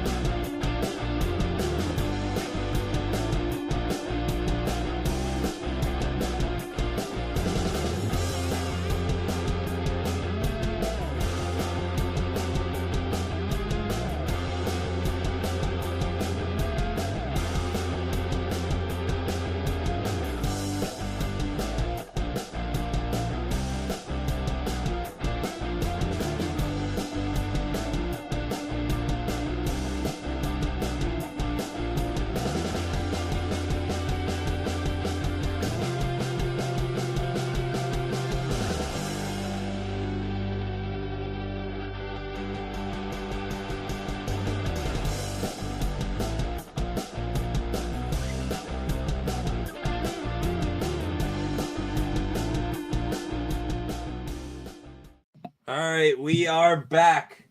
Joey Bart begins the inning. Luke Backer still out there in relief for Sandy Alcantara. Joey Bart up to bat, an 0-1 count.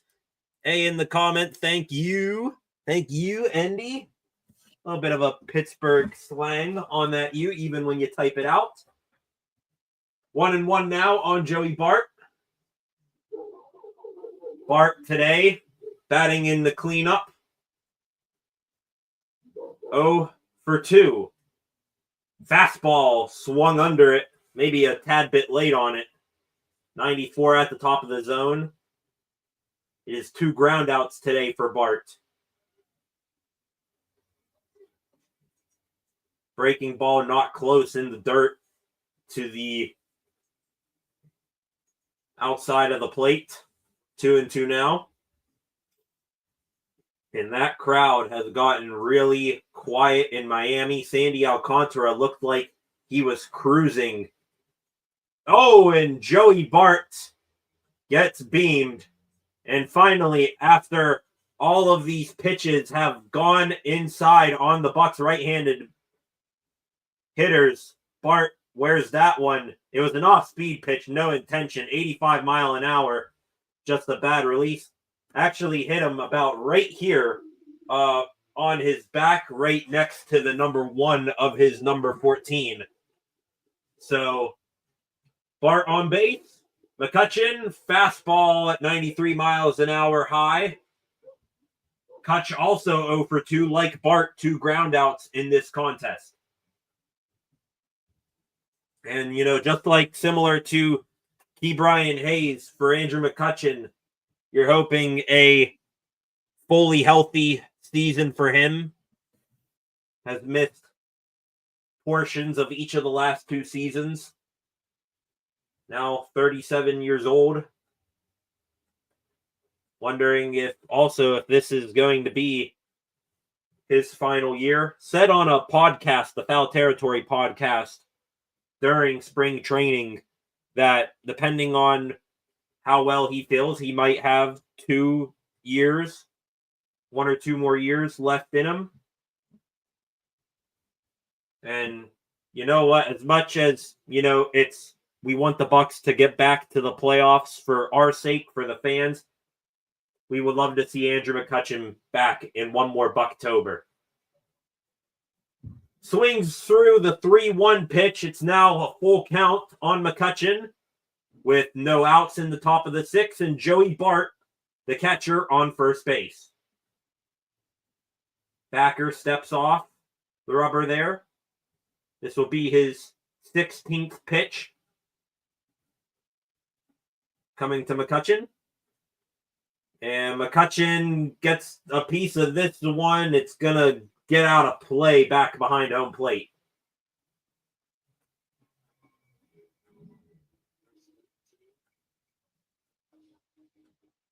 And a lady there with her gals got that foul ball. She's excited. 3-2 again to McCutchen. And McCutchen, 93, gets a hold of it out to left center field, and making the catch there is Derek Hill.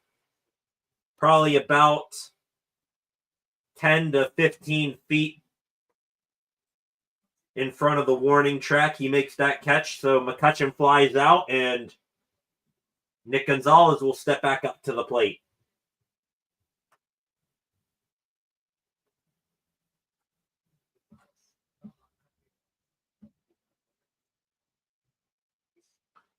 Gonzalez sees the first pitch of his at-bat in the dirt at 85 miles an hour. Struck out twice to Sandy Alcantara. Looking for better fortunes against this reliever. A in the comment, I like Joey, but man, he was inconsistent last year. Well, I mean, inconsistent was probably better than just flat out sucking from half of the Bucs lineup. So, and how about that, Nick Gonzalez? And it's gone! Nick Gonzalez! He's going to hobble around the bases here. He homered. I think that was a line drive to left field. Nicky G hobbling a bit, rounding the bases, wondering what he did there. I was reading your comment there. I didn't get to see it.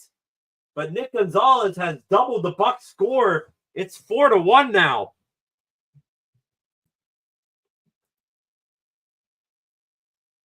Nothing really stood out there from his swing. A line drive homer down the left field line. Yeah, nothing really looked off in that follow through on his swing. But regardless, I think he's all right. And the Bucs, they're all right. They got a 4-1 lead.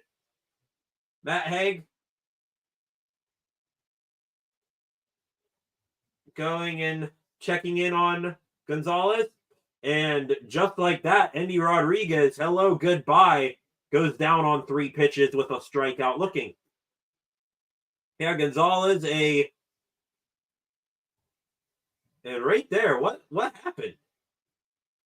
Gonzalez hit the line drive homer, and he was jogging and got about halfway down the first base foul line, and then all of a sudden came up limping on his left ankle. He got around the base pads, and yeah, he's going down the steps to the Bucks clubhouse. So not something you want to see. A high moment for Gonzalez turns into a low one there. Gets his first home run, and the first home run for the Pirates on this season, and gets injured in the process. T. Brian Hayes with 2 outs and a 1-1 count. He'll pop this one up to shallow right field. It's the second baseman, Otto Lopez, making the catch. So Nick Gonzalez, he extends the Pirates' lead, and I think he's going to be replaced here by Adam Frazier at second base. And Paul Skenes is going to stay in the ball game. He's back out on the bump. I'm going to get a drink. We'll be back here in a moment. Skenes looking to keep going.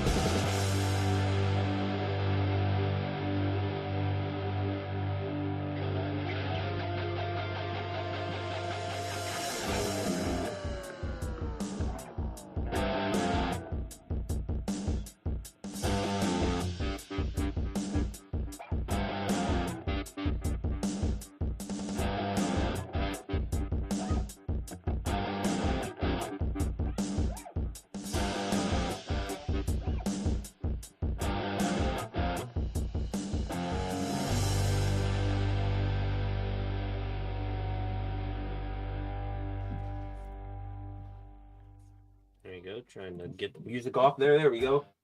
Okay, so indeed, Adam Frazier is now in the ball game at second base.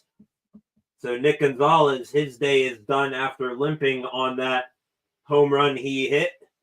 Paul Skenes back out there for the bottom of the 6th inning at 74 pitches. Here is his 75th, and that is fouled off to the left side by Nick Fortes. 1-1 now. Fortes 0 for 1 with a grounded into a fielder's choice. Excuse me. Fastball there from Paul Skenes misses outside. So that is going to make it a 2-1 count now. Let me check for some of you fine folks where Skenes is at here. 3-1 count now. Check swing from Fortes does not go. Skenes at 6 strikeouts right now. For those of you hoping he gets to 8. Got to get 2 this inning. Probably maybe approaching his last inning if his pitch count goes up here. 3-2 count now. Got the swing and miss from Fortes. 3-2. Here's the pitch from Skenes. Fastball 98, top of the zone, fouled back by Fortes, gets a piece of it. So, again, Skenes, if his pitch count gets up, maybe you see him get taken out. Nobody up and throwing, to my knowledge, in the Pirates bullpen. Jorge Soriano is up in the bullpen for the Fish. 93 mile an hour, bottom of the zone. Again, fouled off by Fortes, off towards his dugout.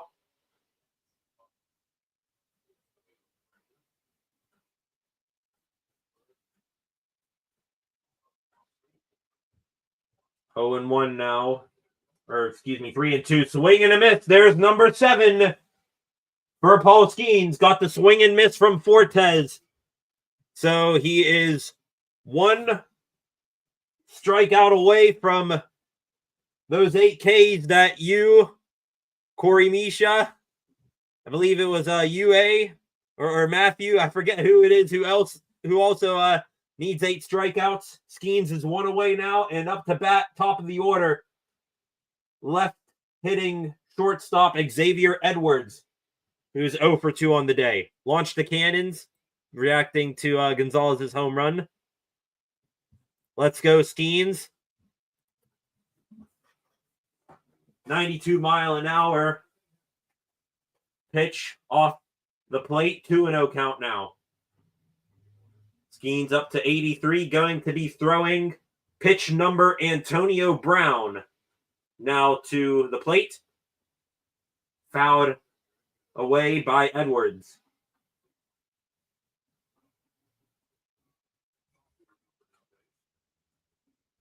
Skenes having a pretty good day by Skenes' standards. Just 3 hits allowed, 1 earned run. 7 Ks, no walks. Fastball inside, had to have Edwards do a little lunge away from that. 3-1 here from Skenes. In there at the bottom of the zone on the corner. 3-2 now. So here we go. Another full count here for Skenes on his 87th pitch of the day. Fouled off there and off the mask of Joey Bart. So Edwards stays alive on pitch 87. Speaking of 87, gonna tie best as I can to tie this into another news thing. After the Bucks game here tonight, gonna log off. Pittsburgh Penguins are gonna be in Buffalo tonight. Sidney Crosby, let me find it here. I believe he is 1 point away from tying Wayne Gretzky's record for most point per game seasons, or is he gonna break it? And now I scrolled too far there. And gonna be a ball 4 here from Skenes. So Edwards will get on here.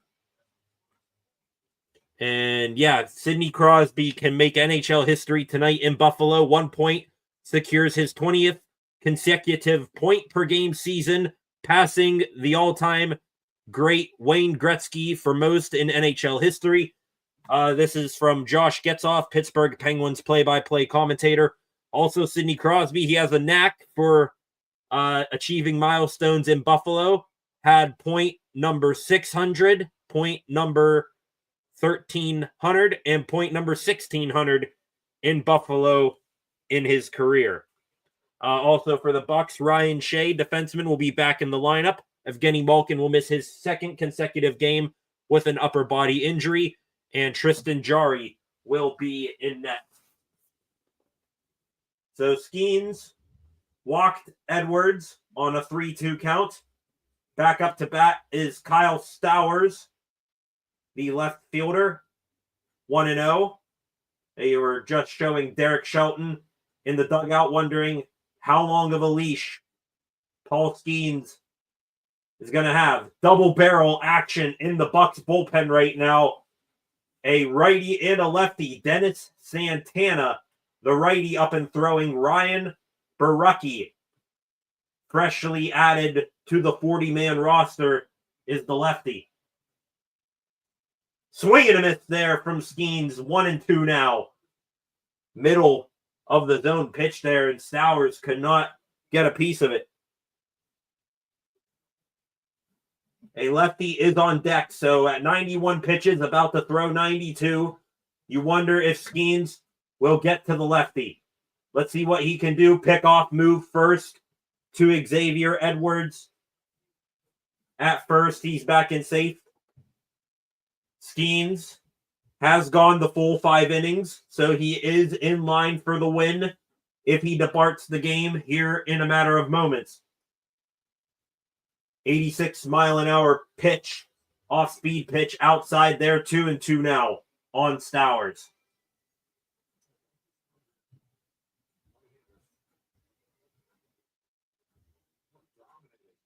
Skenes pauses and delivers. 97, just outside of the zone, so now the count for the third consecutive batter has gone full at 3-2. 93 pitches for Skenes. Here comes number 94, but first another pickoff over towards Edwards.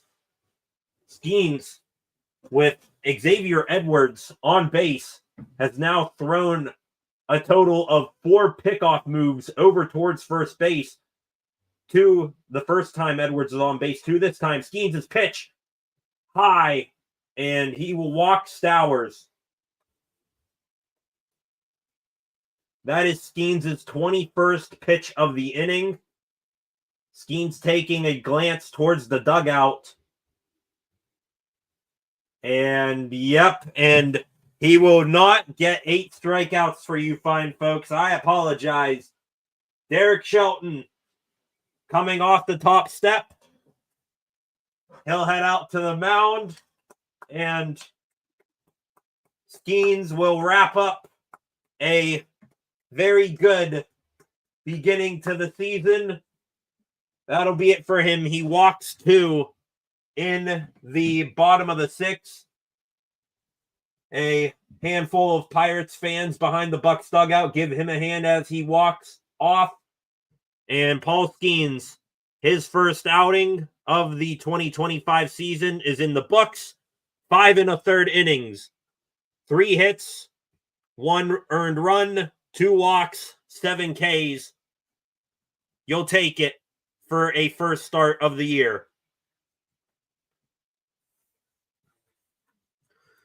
Gonna hit on a couple other of my news notes I have starred here. In the meantime, while a new pitcher comes on. Back to some Steelers conversation. Of course, by now, I'm sure all or at least most of you know Russell Wilson signed with the New York Giants earlier this week. And with that, the Pittsburgh Steelers are getting a comp pick in return, a compensatory pick. And now a finalized projection has come out. This from Steelers Draft HQ on X. If all incentives are met for the various free agents that have departed from the Pittsburgh Steelers, in 2026, when the draft is in Pittsburgh, the Steelers will have 1 first-round pick, 1 second-round pick, 4 third-round picks, their original third-round pick, plus 3 compensatory third-round picks from the signing of Dan Moore Jr., Justin Fields, and Russell Wilson. 1 fourth, 5th, and 6th round pick apiece.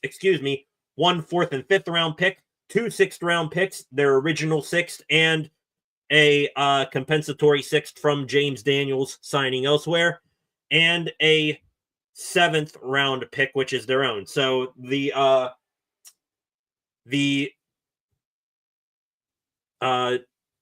incentives: Russell Wilson, his compensatory pick is valued at a 5th round pick. He must play the entire season for it to be a 3rd round pick. Justin Fields has his compensatory pick currently valued as a 4th. If he reaches all incentives and plays a majority of the season, then that pick would be a 3rd. Dan Moore Jr.,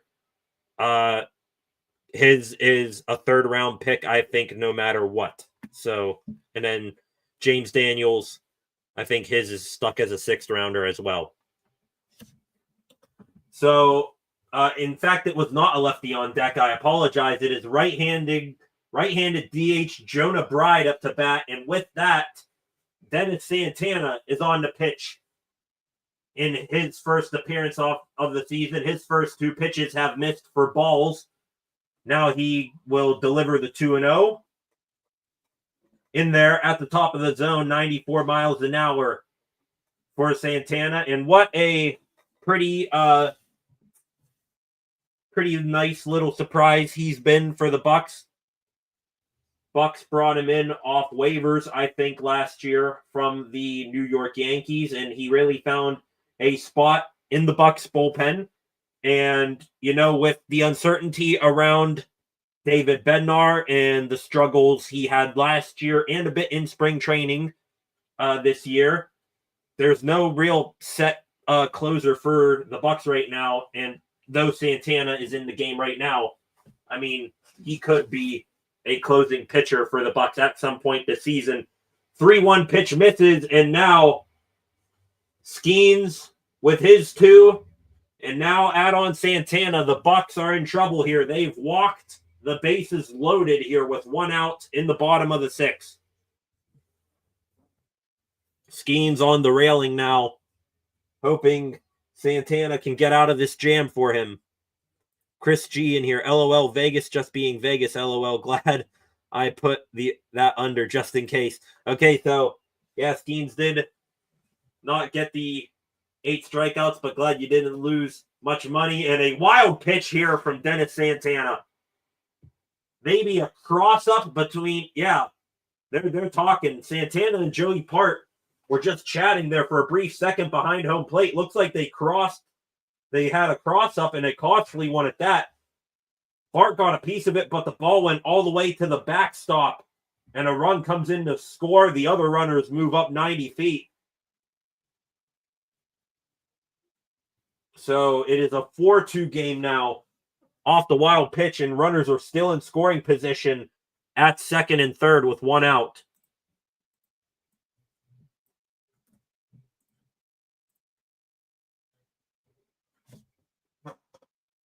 Matt Mervis, the first baseman, is the batter.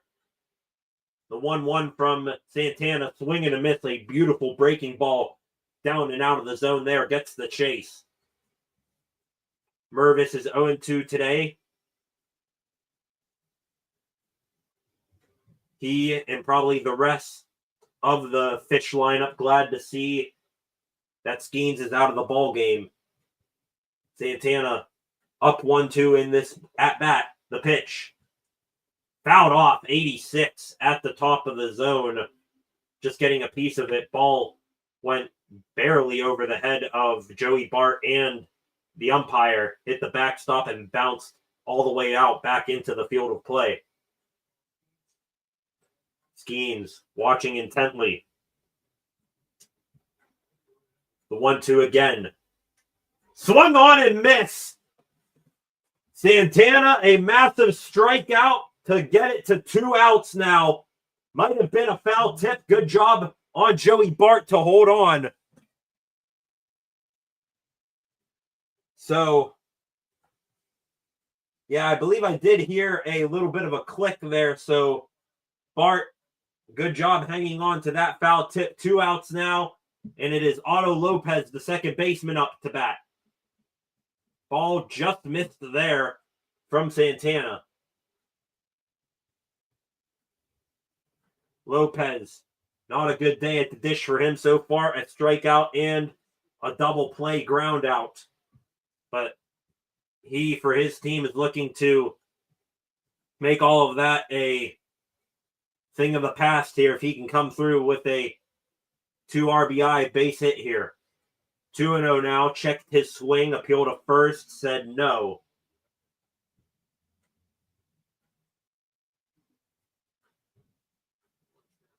Santana pitches. Fastball. Nicked the top of the zone. Got the strike call.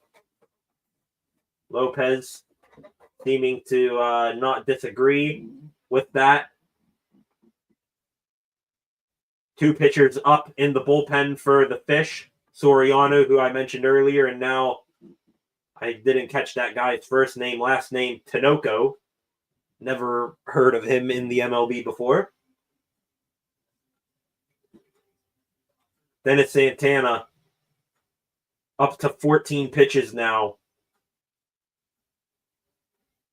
3-1 pitch. Swung on, tipped, but held on to by Joey Bart in the glove. 3-2 now.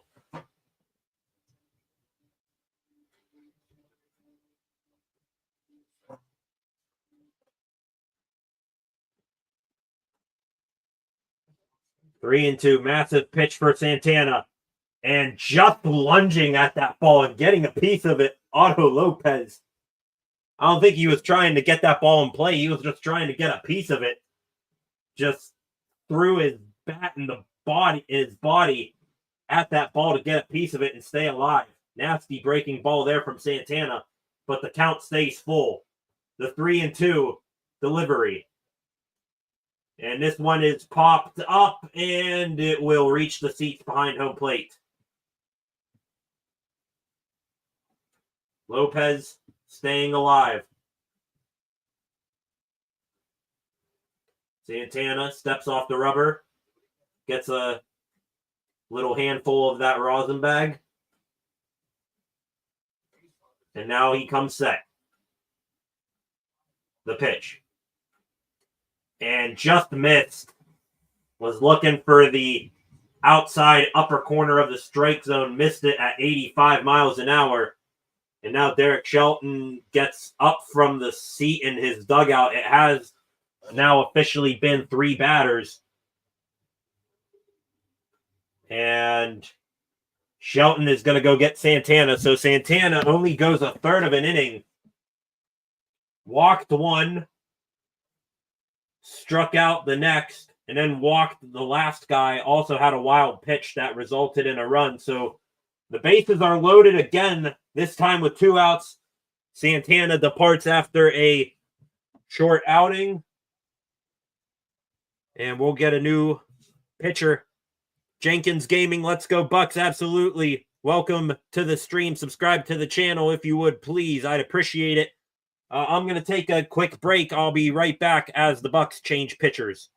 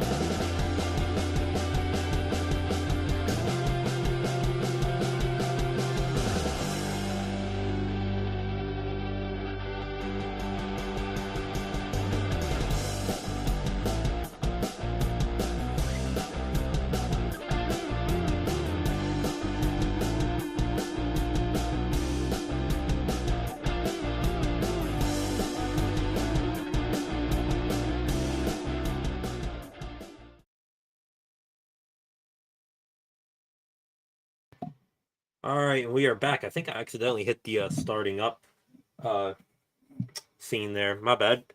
Anyways, by Brian Barucki, the sort of old new guy, back on the 40-man roster after a pretty successful spring training. Got brought back to the Bucks on a minor league deal with a spring training invite. Had a good spring, got back on the 40-man roster, and now he is pitching in the season opener. Lefty firing to a righty here. And it's 2-0 now. This is a pinch hitter, Dane Myers, up to bat. I believe he is pinch hitting for Griffin Conine, the current right fielder, or the right fielder. And now 3-0, Baraki missing the zone below now. And now the Bucks are in some trouble. It is a 3-0 count with the bases loaded and 2 outs, and all Skenes can do is look on. And gracious, a very, very gracious strike call right there. It was a little off the plate to the left, but Baraki gets the call. Myers waits the pitch. This one in the zone now, and what are you doing, dude? I am. So Dane Myers just like dropped his bat and sort of flicked it away like he thought it was a ball. That was more in the zone than the first strike call. I would have been dropping my bat on the last pitch, not that one. It was right there, dude. 3-2 now. 2 outs, bases loaded. Baraki delivers.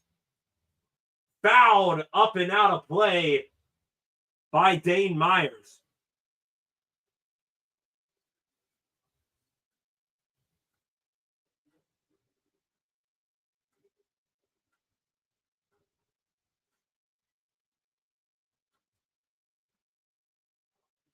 Baraki looking to finish this off.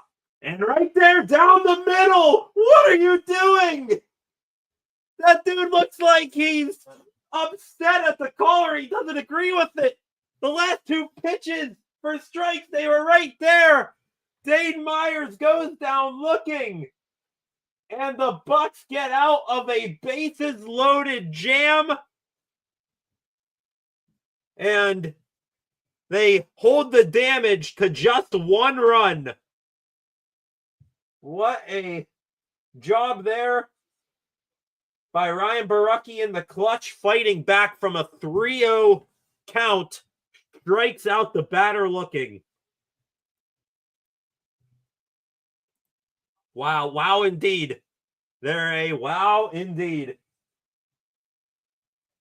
So Paul Skenes does not see his lead and his chance at a W here this now evening fall away. I'm sweating. Yeah, me too. That is, Bucks bullpen really showing that they're fixing their issues of being a question mark for this team. Santana only went a third, walked 2, also gave up a run on a wild pitch, and Baraki fights back from a 3-0 count to strike out the batter looking. Let's take a quick stroll on Twitter here, see how everybody's reacting.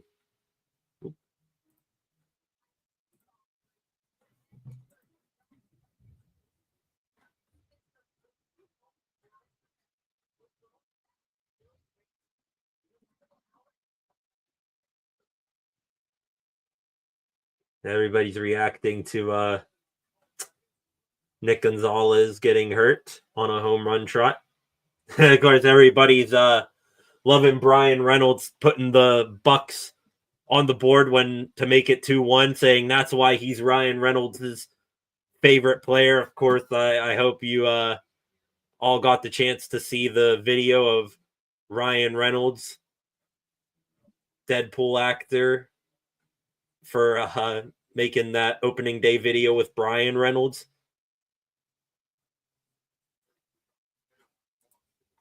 So 4-1 here, top of the 7th. IKF now at the plate. Let me fix that. Top of the 7th. Isaiah Kiner-Falefa, and this is why I said earlier he's batting in the 9th hole, was a leadoff hitter for the Bucks to end last season. Well, when you're in the 9 hitter, you're pretty much a leadoff guy in these later innings like this. Jorge Soriano, right-hander, now on to pitch for the Marlins. Second bullpen pitcher for them here today. Fastball, not close with that one. Isaiah Kiner-Falefa did some sort of weird stance there. Maybe it was a, wild pitcher across up there by the pitcher and the catcher, but on a 3-1 pitch, IKF walks. And now they are popping up on the screen the QR code in case the Pirates game and the Penguins game overlap. That Penguins game beginning at 7 o'clock Eastern time here.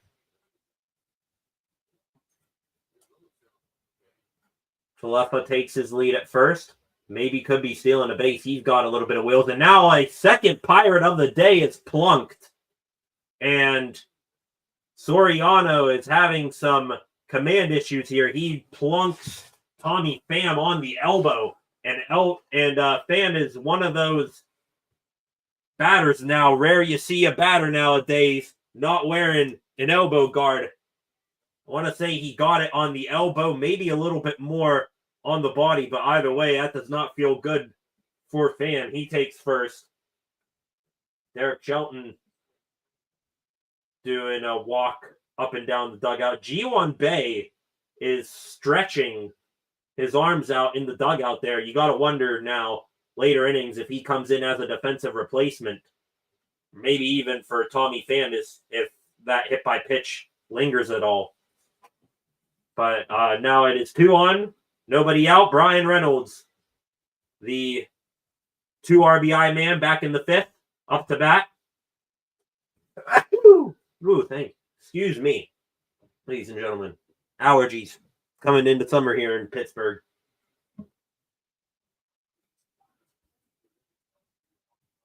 Soriano up 0-2 on Reynolds.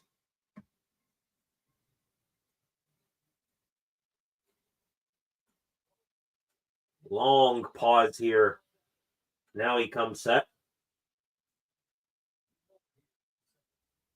Here's the pitch.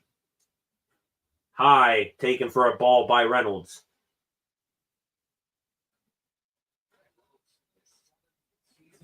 Let's go to the comments section real quick. Yes, that was awesome. Any news on Aaron Rodgers? Did he retire? That was the rumor. That is, I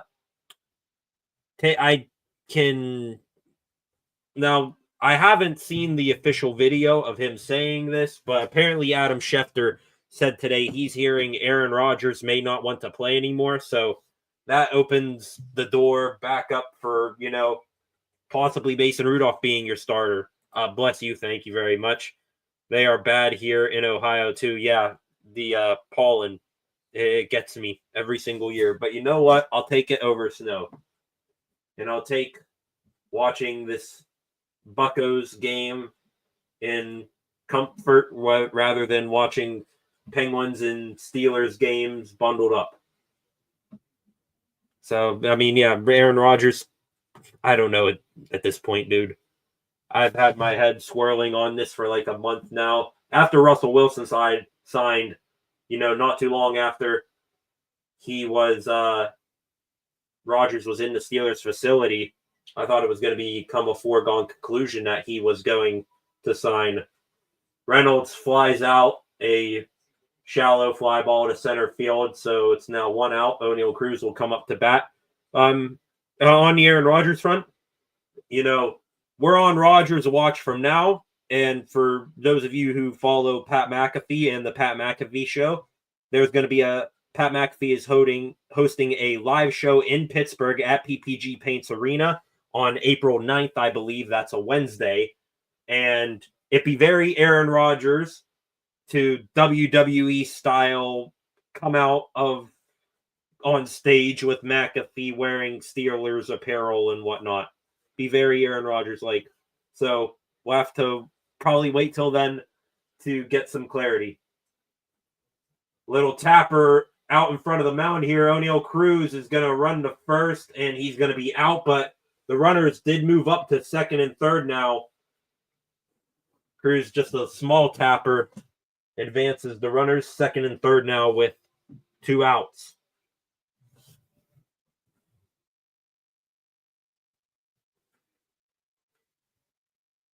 Who is that dude?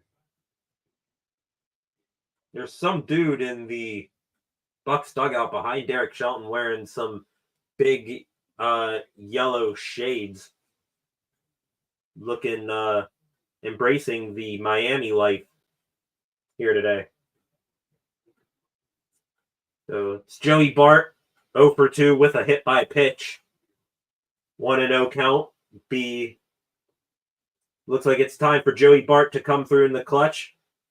Pitch there from Soriano misses. Fortes had it ricochet off his glove, but didn't get too far away from him. So Gonzalez stays at third and IKF stays at second. IKF stays at third and Tommy Pham stays at second. Pitch here, breaking ball for Bart, ends up in the middle of the zone. He takes it for a strike, 2-1 now.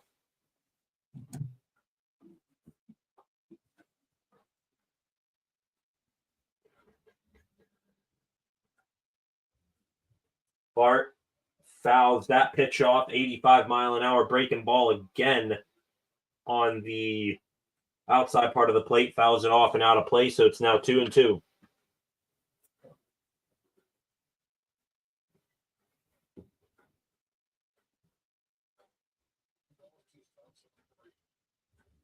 Here's the 2-2. Bart hits it on the ground, chopper to third, routine for Paulie on the first, and that'll end the inning. So the Pirates strand 2, and it is the 7th inning stretch.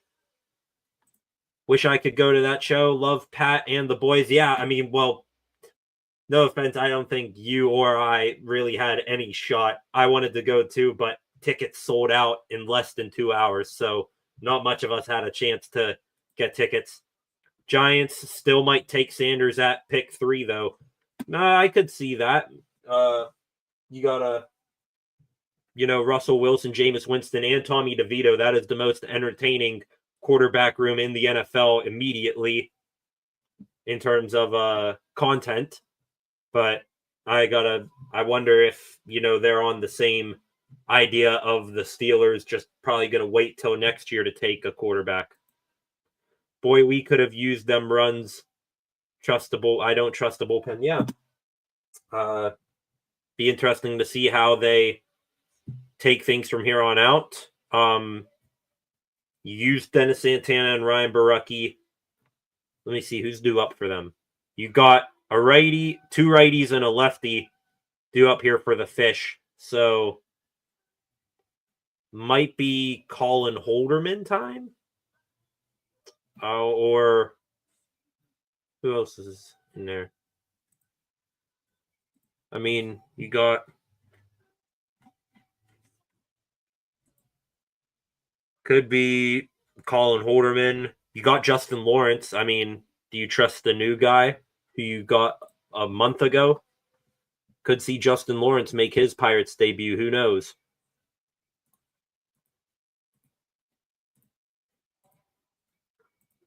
No way, man. UPS doesn't pay me enough to make that happen.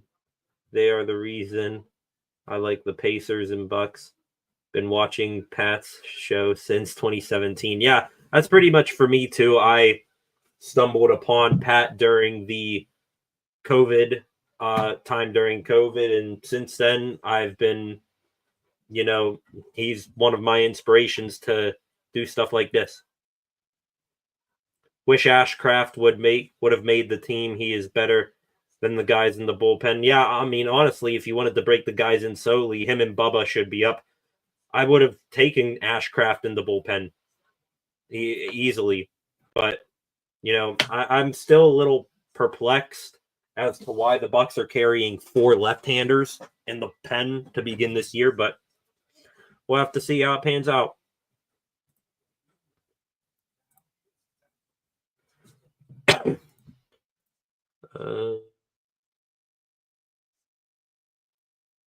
Jim Rosati 2 minutes ago, straight propaganda from the booth. Wonder what was said. Bob Walk. The fact that there's such a huge disparity in the revenues of all the teams makes it incredibly difficult to get everyone on the same page as far as your opportunities at all the different players. Okay, so sounds like Bob Walk is an advocate for the salary cap. That's great. Brian Reynolds, left side deep fielder guy. Still picture of him from the Ryan Reynolds video.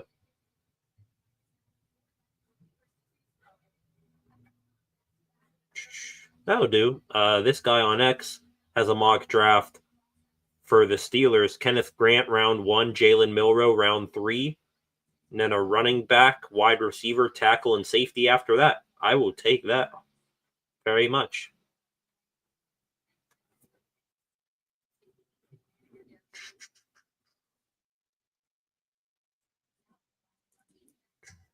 So, indeed, we do have a pitching change, and it is Caleb Ferguson. So, the man whose walkout song used to be Fergalicious by Fergie now takes the bump. They'll face 2 righties and a lefty, unless that lefty is pinch hit for.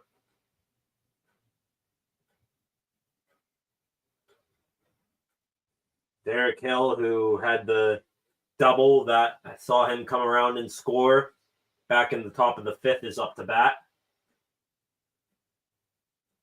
Ferguson, 93 miles an hour, swing and miss in the inside corner of the strike zone, 2-2 now.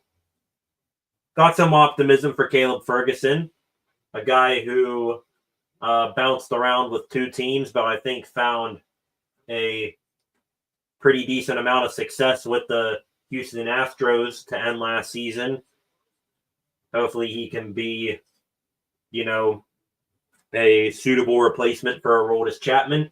And he got the first out there. A weak little, layup fly ball to Andy Rodriguez at first. 1 out.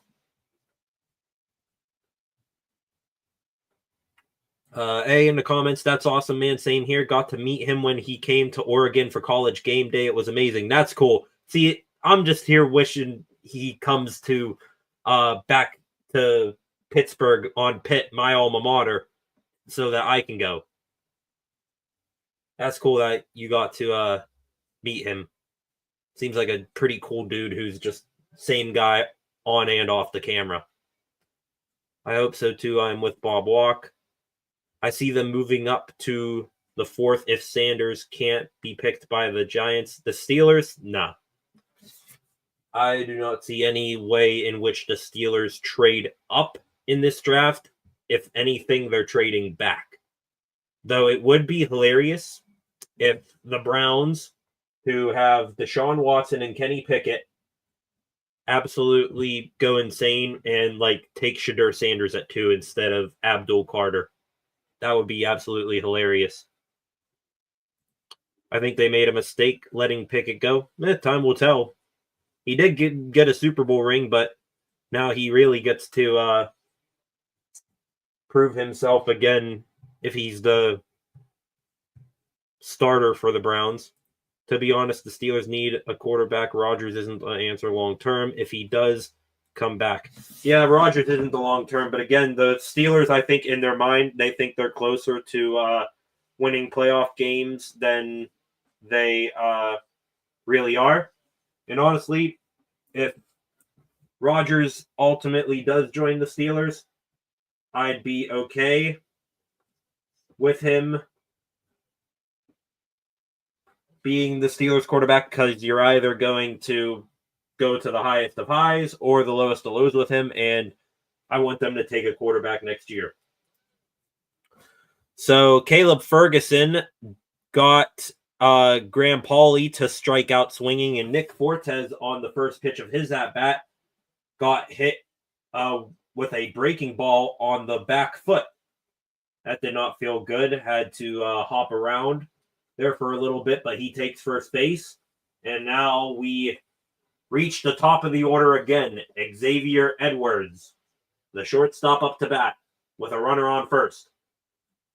Fastball in. Edwards swung at it and got a piece of it, fouled it off towards the Bucs dugout.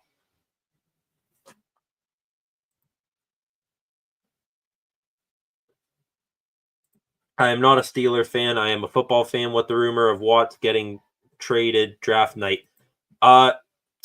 Any rumor you hear about TJ Watt getting traded, take it and throw it right in the trash.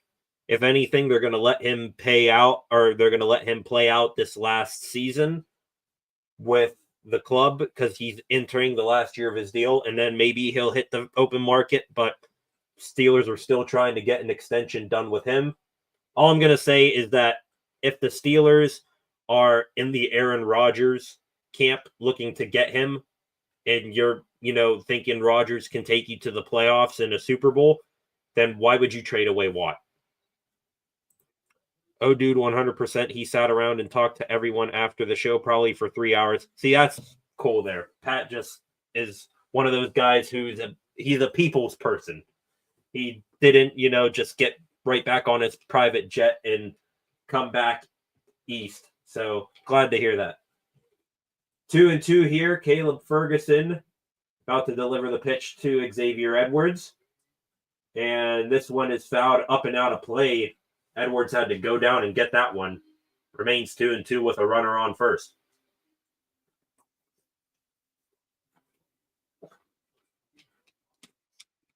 Trying to keep my mouth water. Been talking a lot with you fine folks, and I enjoy it very much. Thank you all for commenting. I appreciate it. 15 of you in here right now. If you are joining for the first time today, if you haven't already, please subscribe to the channel and turn on notifications so that you know when I go live. Also, feel free to like and share this stream and comment. This ball is popped up by Edwards. Approaching the netting is Rodriguez, and he's got it. A pop-up in foul territory. Andy Rodriguez stuck with it near the protective netting and the seats. And the Bucs, they get the job done. In the bottom of the 7th, we now will head to the top of the 8th. I'm going to update my score banner here now. I'm going to take a brief pause in between innings here. I will be back in a matter of moments. Stay right there.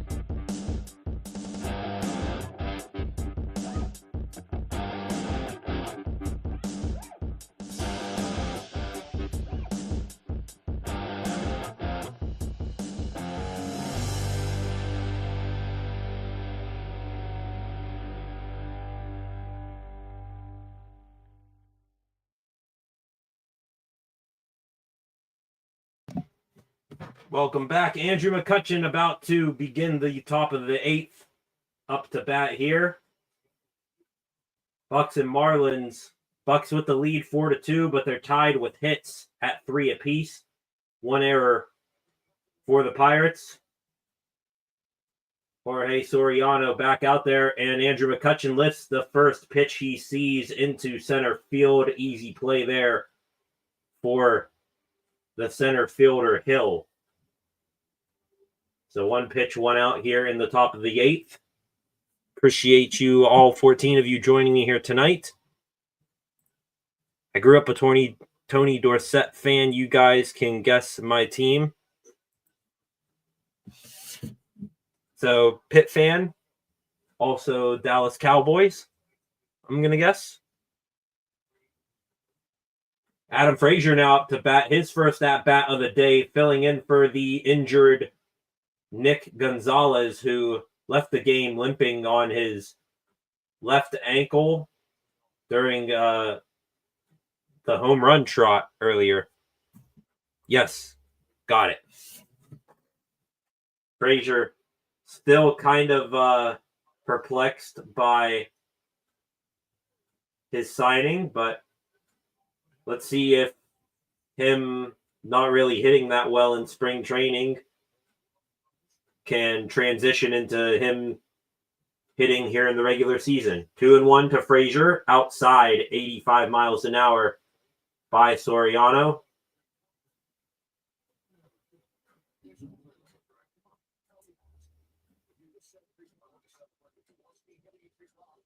Frazier will walk a pitch near the bottom corner of the zone. Soriano not getting a call there, so a walk here. Adam Frazier is on base in his official first regular season game back with the Buccos.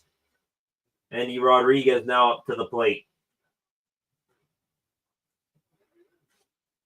Fastball on the upper outside corner to the lefty Rodriguez. Lefty batting currently, Rodriguez, switch hitter. So strike on him now.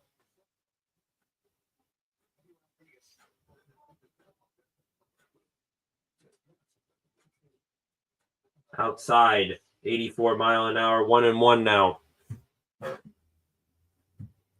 I'm like 10 minutes from Hopewell. Adam Frazier, Pirates legend. Yeah, Pirate legend. Indeed, 2021 All-Star, but, has his last 3 seasons been on a steady decline, and now the Bucks bring him back. There's a shot at Spencer Horwitz in the dugout, still on the mend from right wrist surgery. Has begun swing. Last I had an update on Horwitz, he was swinging the bat and catching. I think he started throwing again. Not sure if he's hitting yet, but might be a little bit for him after, he gets back to like a normal practice routine. He'll need to go down to AAA and get, handful of games under his belt down there, get back into the groove. Frazier was creeping there, was looking at a balk. Frazier was looking for a balk. Didn't get it.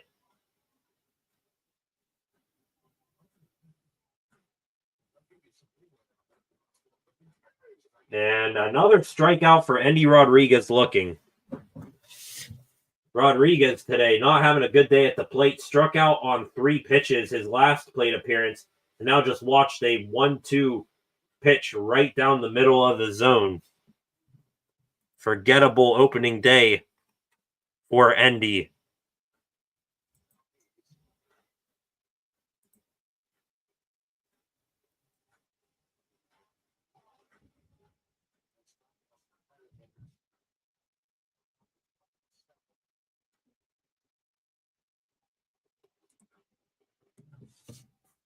Now Ke'Bryan Hayes back up to bat, 84 mile an hour. Pitch misses off the plate. Real quick, gonna do a quick look at what the Pirates' divisional opponents are doing right now. So right now, the that game has gone final. The San Francisco Giants with a 6-4 win over the Cincinnati Reds in Cincinnati. And the New York Yankees, they were the first game, I think, to begin on this opening day. They defeat the Milwaukee Brewers 4-2. St. Louis Cardinals, they currently lead the Minnesota Twins at home in the top of the third. 3-0 that score. And the Chicago Cubs, they're out west. They have a 10-10 game tonight against the Arizona Diamondbacks. Ke'Bryan Hayes just popped out to the second baseman Otto Lopez in foul territory. And now we head to the bottom of the eighth. Getting closer. Is it Colin Holderman time? We'll have to see how he's doing after a sloppy ending to the season. Who's your all-time Pirate you have watched? Mine is Andy Van Slyke. Andy Van Slyke, probably my mom's favorite Pittsburgh Pirate of all time. Of course, I grew up in the era of Andrew McCutchen. I remember watching Jared Jones, Pedro Alvarez, Clint Barmes, Neil Walker, Alex Presley. So I grew up watching those guys. Pretty much my first Pirate memory, like memories of players. You got your Ryan Domitz, Zach Duke, Paul Maholm. So that's pretty much as far back as my Pirate memory goes. But Paul Skenes is growing on me. Yeah, I mean, you can make a case right now that Skenes is the greatest pitcher in Pirates history, and I will not call you crazy. I mean, you can go over a whole bunch of, pitchers, but Skenes, yeah, he's getting up there as the best pitcher in Pirates history. F the Brewers, absolutely. We need them to just completely fall off so we at least have a fighting chance at the division. Jenkins Gaming. Barry Bonds was good. Sad you missed him. Yeah. I would have liked to see Barry Bonds. I keep telling, I always used to tell my parents back when, we watch old Pirate videos of Bonds and all those Pirates teams. I said, I really would have liked to, one time in my life, experienced what Three Rivers Stadium was like. Matthew Zito, Neil Walker was a great player back in the day. Pittsburgh boy. If Andy Van Slyke was my mom's favorite player, then Neil Walker was the second. Nate McLouth was awesome. Yep, Nate McLouth as well as a great pull. Colin Holderman is in the pitch, so the way things are shaking out, looks like we could be in for a Holderman-Bednar 1-2 punch finish for the Bucks. It was rocking. I was at a playoff game there. Oh, good for you. That, I bet, was an awesome environment. I think I was some playoff games I've been to. I think I've only been to one Penguins playoff game before. That was back in 2013, 2014, 2015, somewhere around that time. Or early 2010s. So when it was 45K. Yeah, the seating capacity. Yeah, I bet that place just echoed there on the riverbank. Jack Wilson was my guy when I was little. There you go. Holderman in a 3-1 count here to Kyle Stowers, the number 2 batter in the Marlins lineup. And Stowers takes a strike call there, a debatable one at that. My favorite Yins is Mac Miller, to be honest. That's not what y'all talking about. But, hey, I still listen to Mac's stuff. I mean, just, for me, every game that the Penguins win, I still play Party on Fifth Avenue. You got Knock Knock, Complicated, Blue World. I listen to all of Mac's stuff.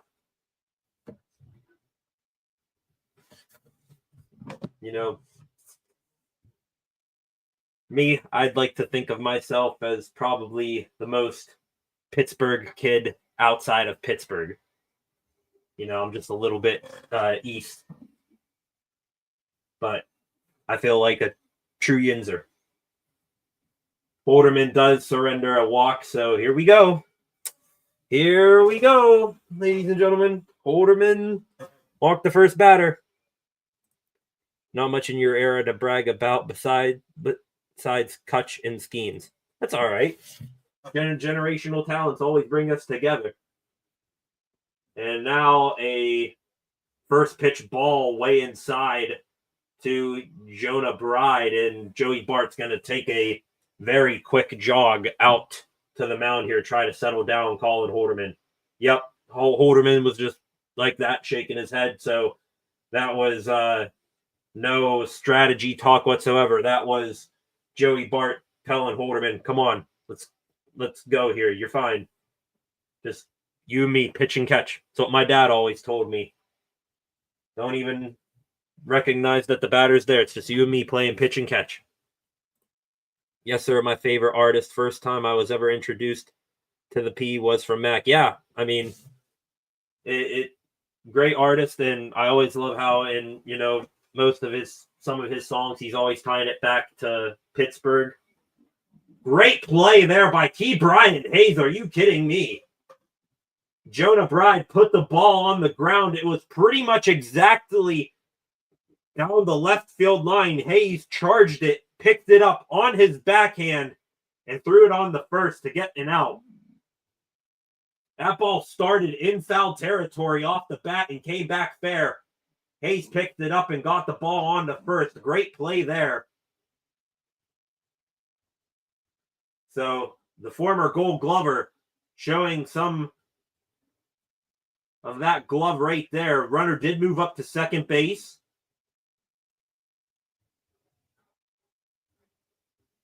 With one out, Matt Mervis now up to bat. 0 for 3. 2 Ks and a ground out. Also like Jason Kendall. Yep. Don't take your eye off the mitt, Holderman. Don't take your eye off the mitt, folks. Lock in here. Hopefully whatever Joey Bart went out and said to him worked. 4-2 ball game here. Bottom of the 8th. 1 out, runner on second. In a 1-1 pitch from Holderman to Mervis. Swung on and missed. 1-2 now.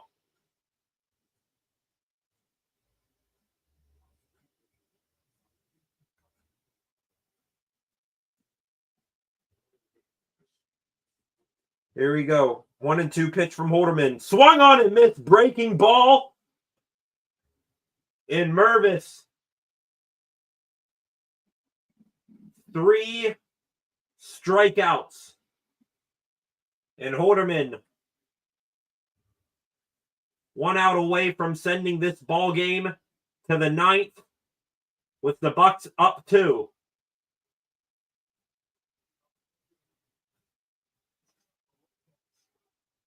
Otto Lopez, the second baseman, up to bat now. And a breaking ball there, 80 miles an hour. Holderman, his release point wasn't right. Almost went in and got Lopez on the knee. Lopez walked in his last at-bat against Dennis Santana.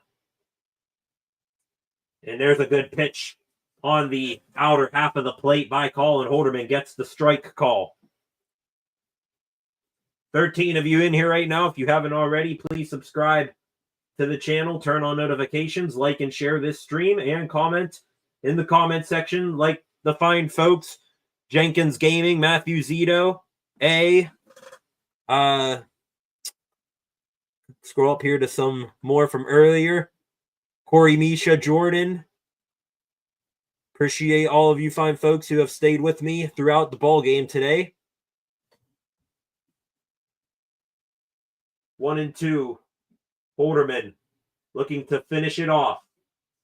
The pitch. And just getting a piece of it and slapping it into right field.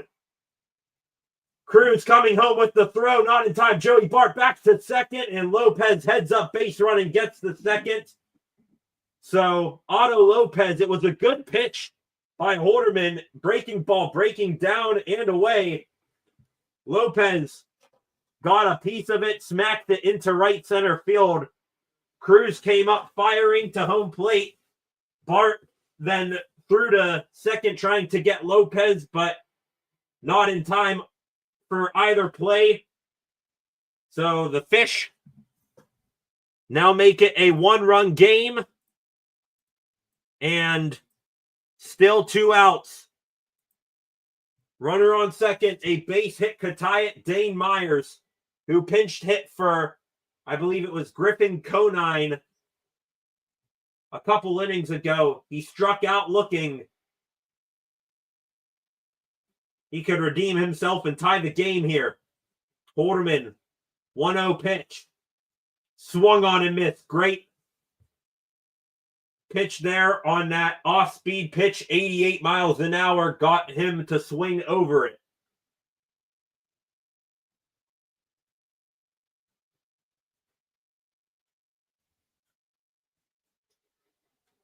The 1-1 swung on and missed. That was an extra off-speed pitch there. 79 miles an hour from Halderman. Looks like it was a breaking ball that started on the inside part of the plate and broke back into the zone. Got the swing and miss. 1-2 again. Halderman. Right there. Oh my goodness. How did he not call that? Oh my goodness. Halderman with a perfect pitch at the top of the zone on the outside corner. He did not get the call. And it's going to cost the Bucks. It's a tie ball game. Are you kidding me? Oh my goodness.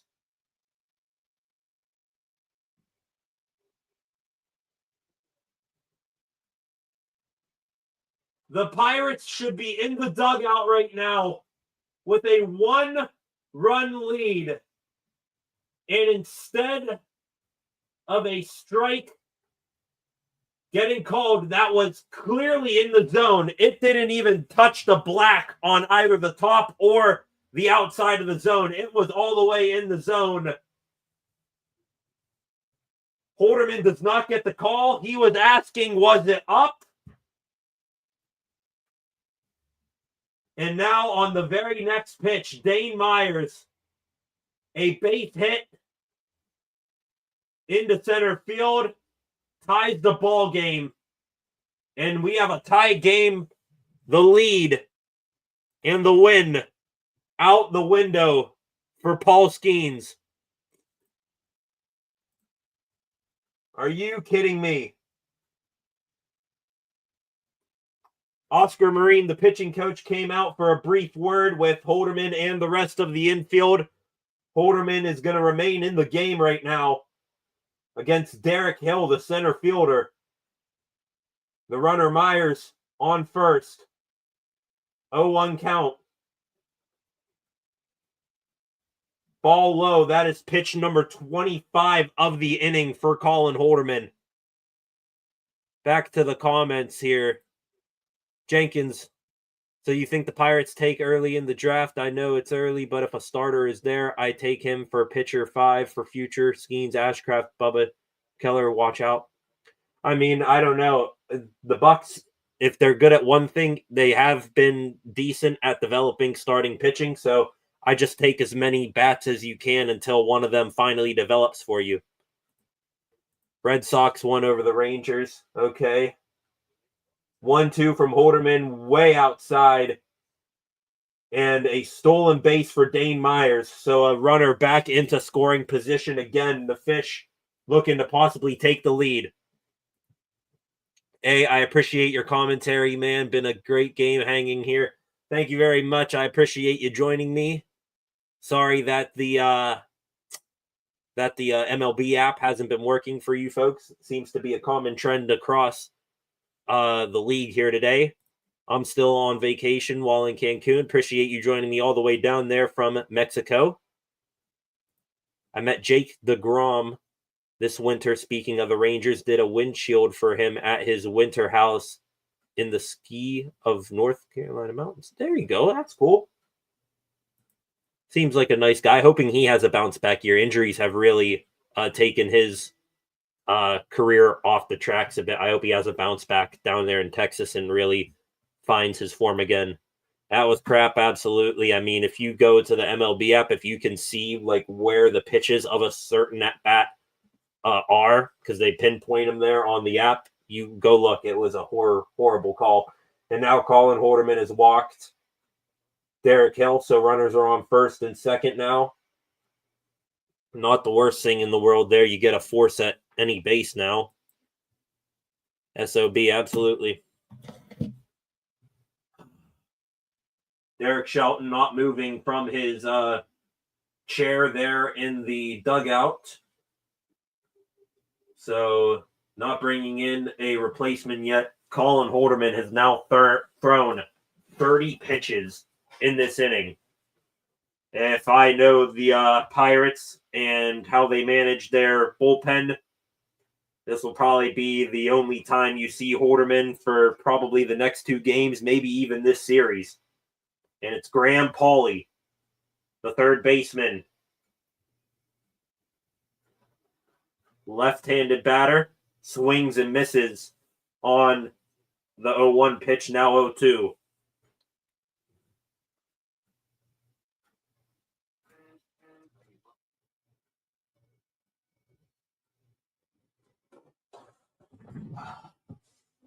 Halderman, can he finally put this inning to bed? Pitch almost ran in and hit Paulie there. So now it's 1-2. Let me update my banner here real quick.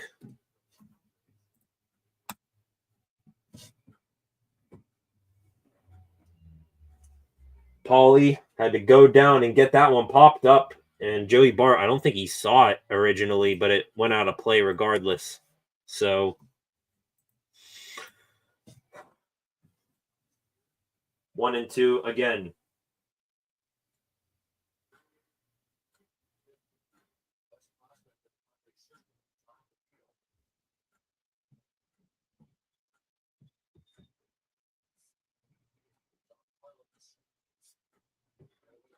One and two. Runners at first and second. Halderman, the pitch. High fastball, fouled off again by Paulie. Remains 1-2. 35 pitches now for Halderman. Giving a little shake here and there to his right arm. Probably wasn't expecting to throw this many pitches in his season debut. Another pitch. This one was well inside, but Paulie obliged and fouled it off again.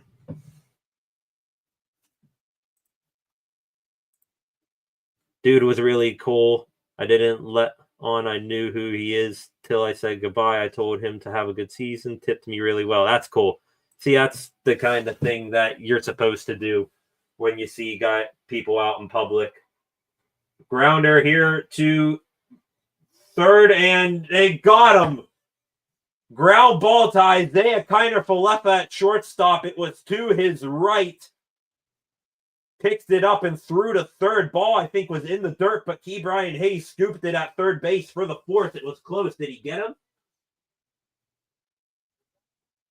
And yes, he got him. So the Pirates finally get out of the inning. It's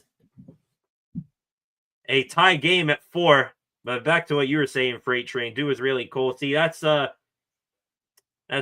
very cool. You know, when you meet people out in public, like over my years, I used to play travel hockey. People kind of knew who he was, but we had the wherewithal just to let him be and enjoy his time. We saw Brett Kiesel at a little small hockey rink one time. Didn't want to bother him. Think he was there watching a member of his family. Saw Ray Shiro at another hockey rink, former Pittsburgh Penguins GM. In fact, got a picture right there where the tip of my finger is. That is me right there in the red sweatshirt.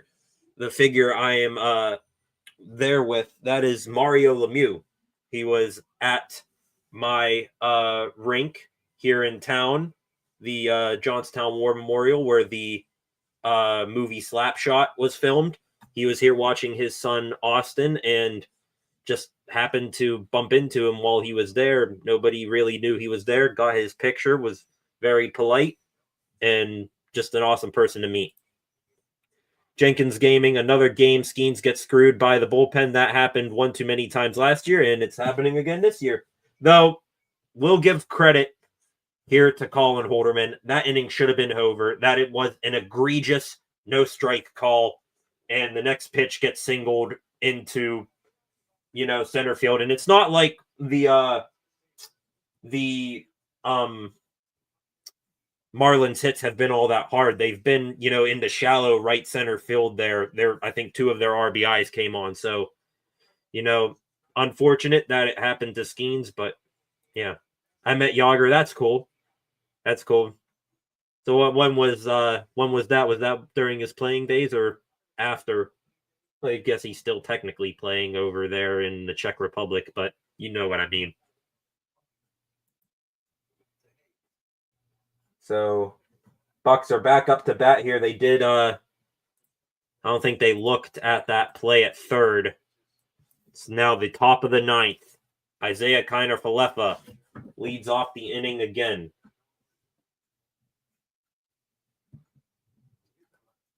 That ball in the dirt. IKF. Seeing pitches from Jesus Tinoco. Do not know who this guy is. Apparently pitched in 32 games in the major leagues last year. Fly ball here from IKF into right field. Handled there by Myers. 1 away. So there's the first out of the inning. Back to the top of the order. Tommy Pham will come to the plate. During a casino at West Virginia, met Big Ben there too. Wow, what casino in West Virginia is getting all the celebrities to go there? That's cool that you met Big Ben too. I actually, talking about my various signed collectible items here. This one's pretty cool.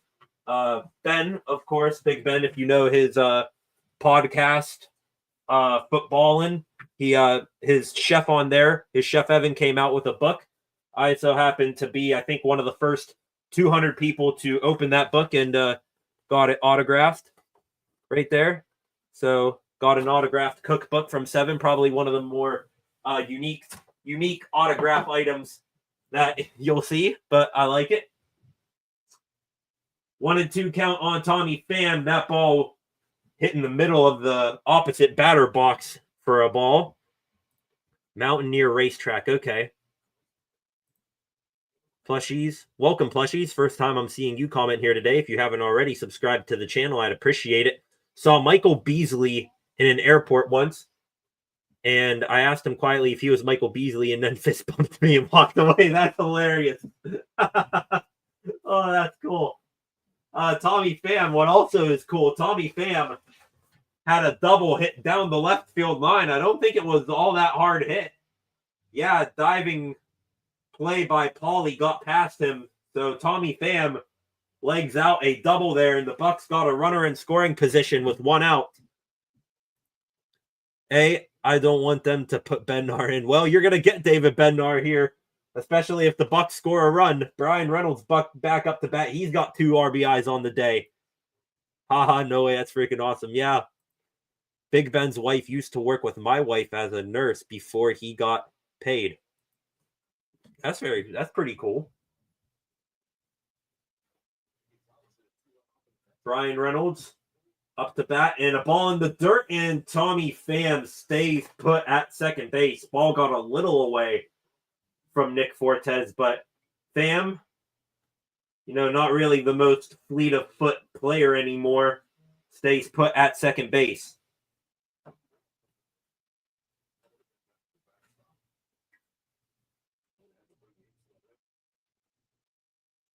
Reynolds pitch on the outside there. It's now 2-1. Trying to think of all the other celebrities I met Mario Lemieux, Ray Shiro. Cool one. Actually, don't know how I forgot this one. So last year, me and my parents and my sister, we all went to a Pirates game, Skenes Day. I believe do not quote me on the date. I believe this was in June because it was the game where Colin Holderman gave up a home run in the late innings to Jock Peterson for the Diamondbacks, and then the Bucs season went like just plummeted from there. But after the game, Bucs lost. We're all bummed out. We were sitting on, I think, the first base side at PNC Park, like closer to the home plate, but on the first base side. We're walking out. We see walking out, my sister and my mom are walking a little bit ahead, and me and my dad were walking here. We see out of the corner of our eye, walking beside us, a girl, about my height, with blonde hair and glasses on, and we're like, why do you look familiar? And then snap, it's Livy Dunn. Livy Dunn's walking beside us.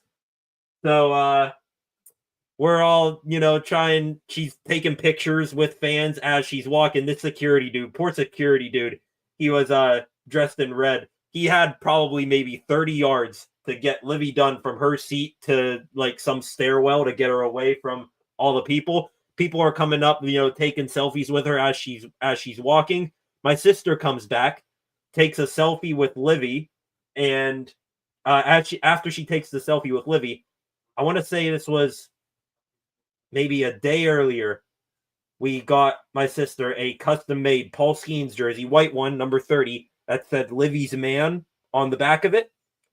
She turns around, moves her hair aside to show Livy.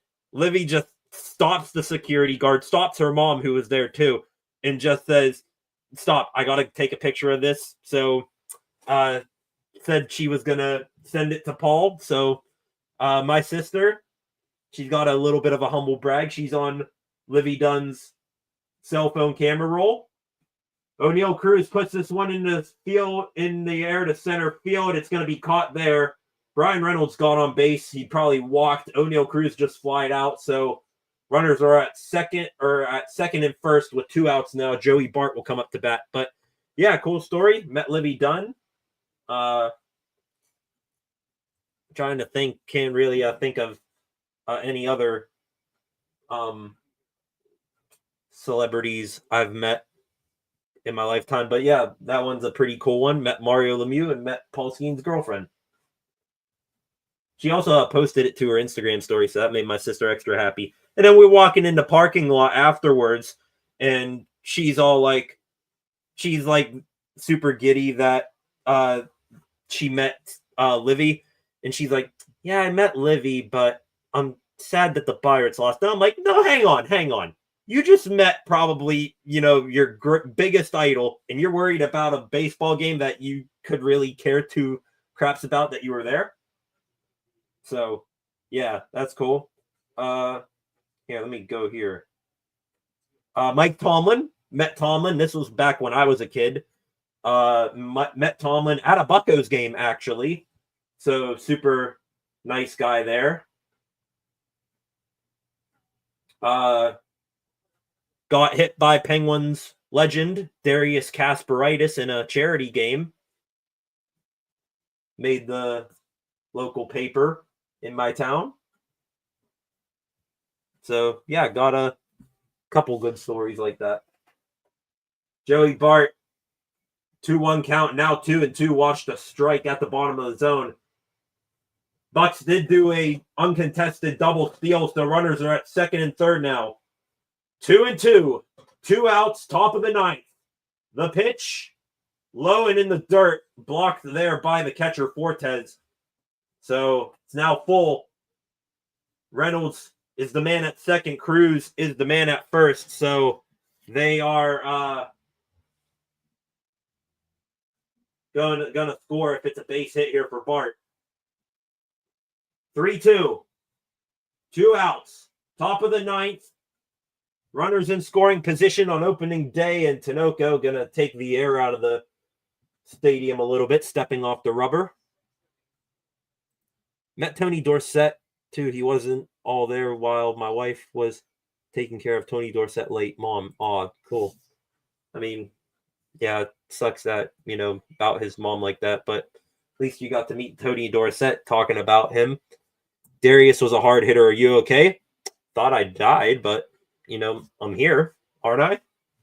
Put it this way, it was hang on, Joey Bart strikes out, so there goes that. Bottom of the ninth now. Really haven't told this story before, but yeah, it was a charity game. My local hockey team, we were playing some alumni. Darius Kasparaitis was on this team. This was like alumni from a local semi-professional team, and Darius Kasparaitis was on that team. Also on that team, Stanley Cup champion Pittsburgh Penguin Tyler Kennedy. So I start on left wing. I think Kasparaitis lined up next to me, and before the game, it was notified that if he was going to hit anybody, I was probably the guy on the team that could take the most punishment. And this was like 30 seconds. I get some sort of suicide pass in the neutral zone. He hip checks me. Was that at Neville Island? No, that was back at the Cambria County War Memorial. So, but anyways, I get hip checked. I don't even see him. I just see this, black figure. They were wearing black uniforms. I just see his black figure drop down at light speed. I'm like, what is that? Next thing I know, I felt like I was in the air for like 10 seconds. Not gonna lie. I just see the lights of the arena, and I end up flat on my back. Didn't break my tailbone, but man, was it sore. So, yeah, he kind of picked on me all game, but you know what? At least, I survived a hit from one of the hardest hitters in hockey history, really. So, top of the ninth, or bottom of the ninth now, excuse me, I got to update my score banner.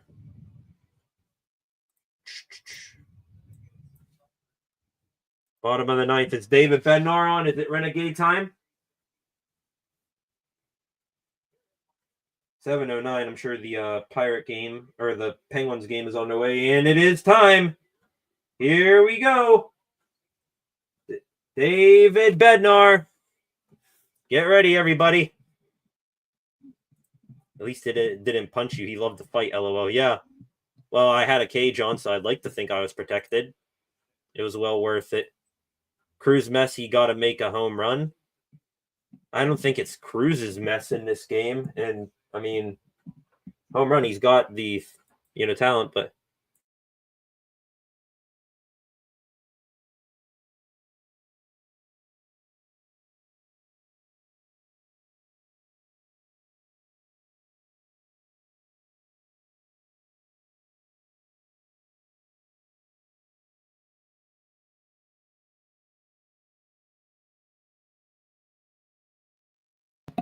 Sorry there. My screen went out there for a second. I apologize. My first Pirates game. Is this pitcher going to be good? Maybe. David Bednar kind of fell off a cliff last year. Come on, David. Need the renegade of old here. Up. Strike zone up 2-2 count now.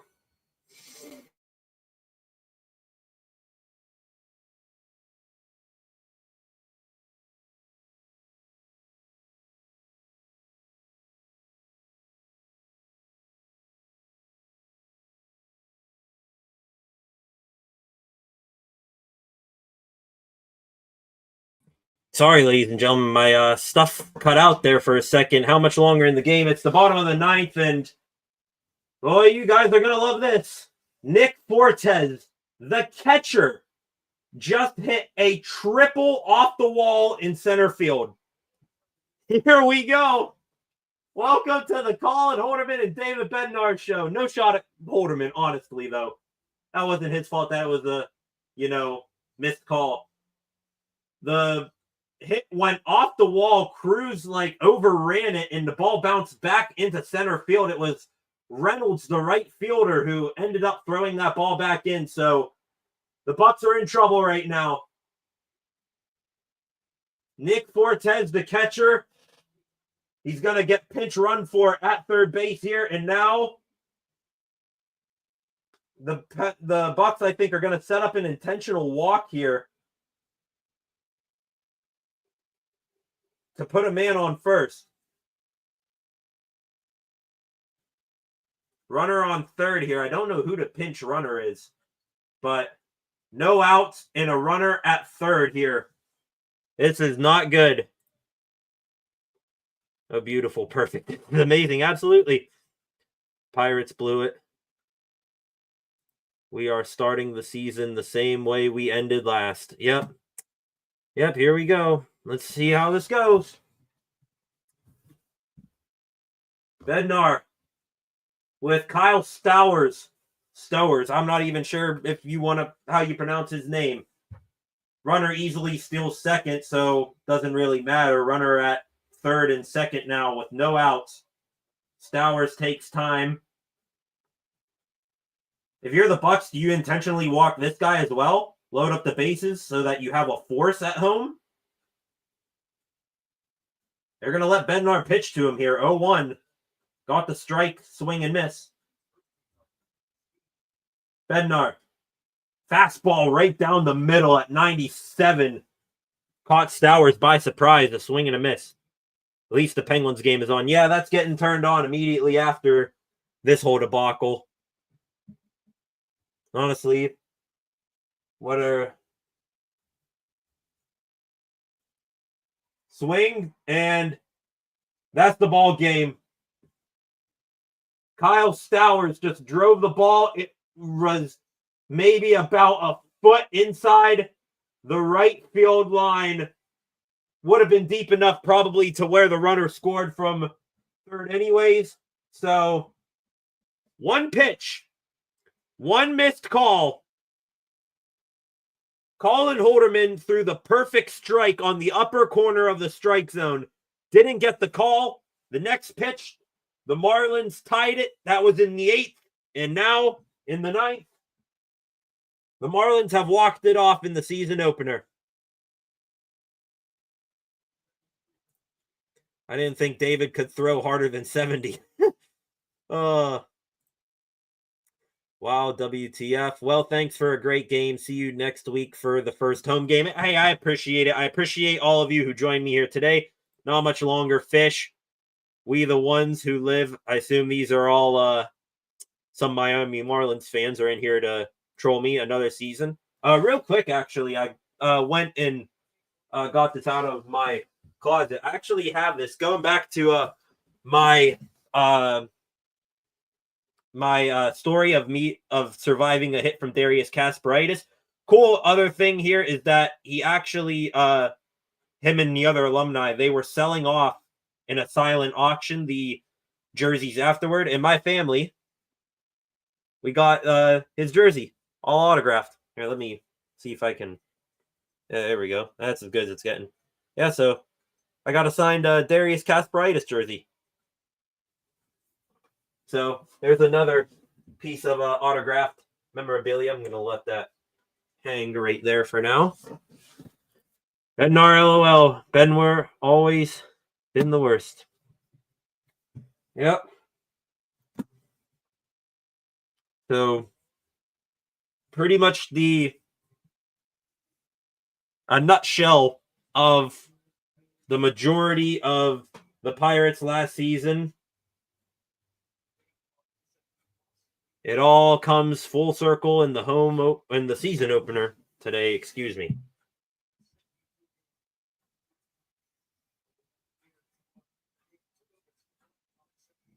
So, yeah, but hey, at least I'm happy that you all joined me here today. I appreciate and that I was able to help all of you who joined me because MLB TV wasn't working. I hope you join me here again. I do weekday news videos on all 3 of the Pittsburgh sports teams. Those are somewhere between 5 and 6 at night.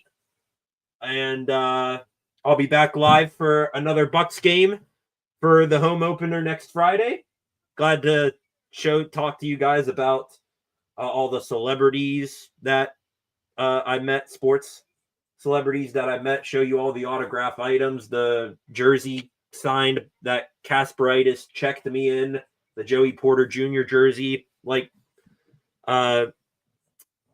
interacting with you guys. I appreciate it very, very much. Pirates spent the whole offseason playing Monopoly and eating burgers. honestly, they probably would have spent more money with Monopoly money. Might be half the player's salary Monopoly money if Nutting had anything to say about it. So let me update this real quick. Let me get this right. Oh, not that. There we go. So there it is. Final score. Pirates played all right, I guess, for parts of that game. Paul Skenes was Paul Skenes. Pitched very well in his season debut. Bucks had a breakout in the 5th inning, chased Sandy Alcantara after he dominated the lineup. Bucks bullpen then slowly, like a faucet dripping water, gave up a run, and then the straw that broke the camel's back, that no call strike that was all the way in the zone from Colin Holderman saw the Fish tie it and then win it in the 9th. Fair enough. Have a great day, brother. Catch you next time. Thank you very much. Looks like we're not going to have much other luck. The Sportsnet Pittsburgh here just shifted over to the Penguins game. Tristan Jarry, and that Jarry just gave up, I think, 4 goals on 8 shots to the Tampa Bay Lightning a couple of nights ago, and now we're not even 7 minutes into the Penguins game, and they're losing to the Buffalo Sabres 2-0.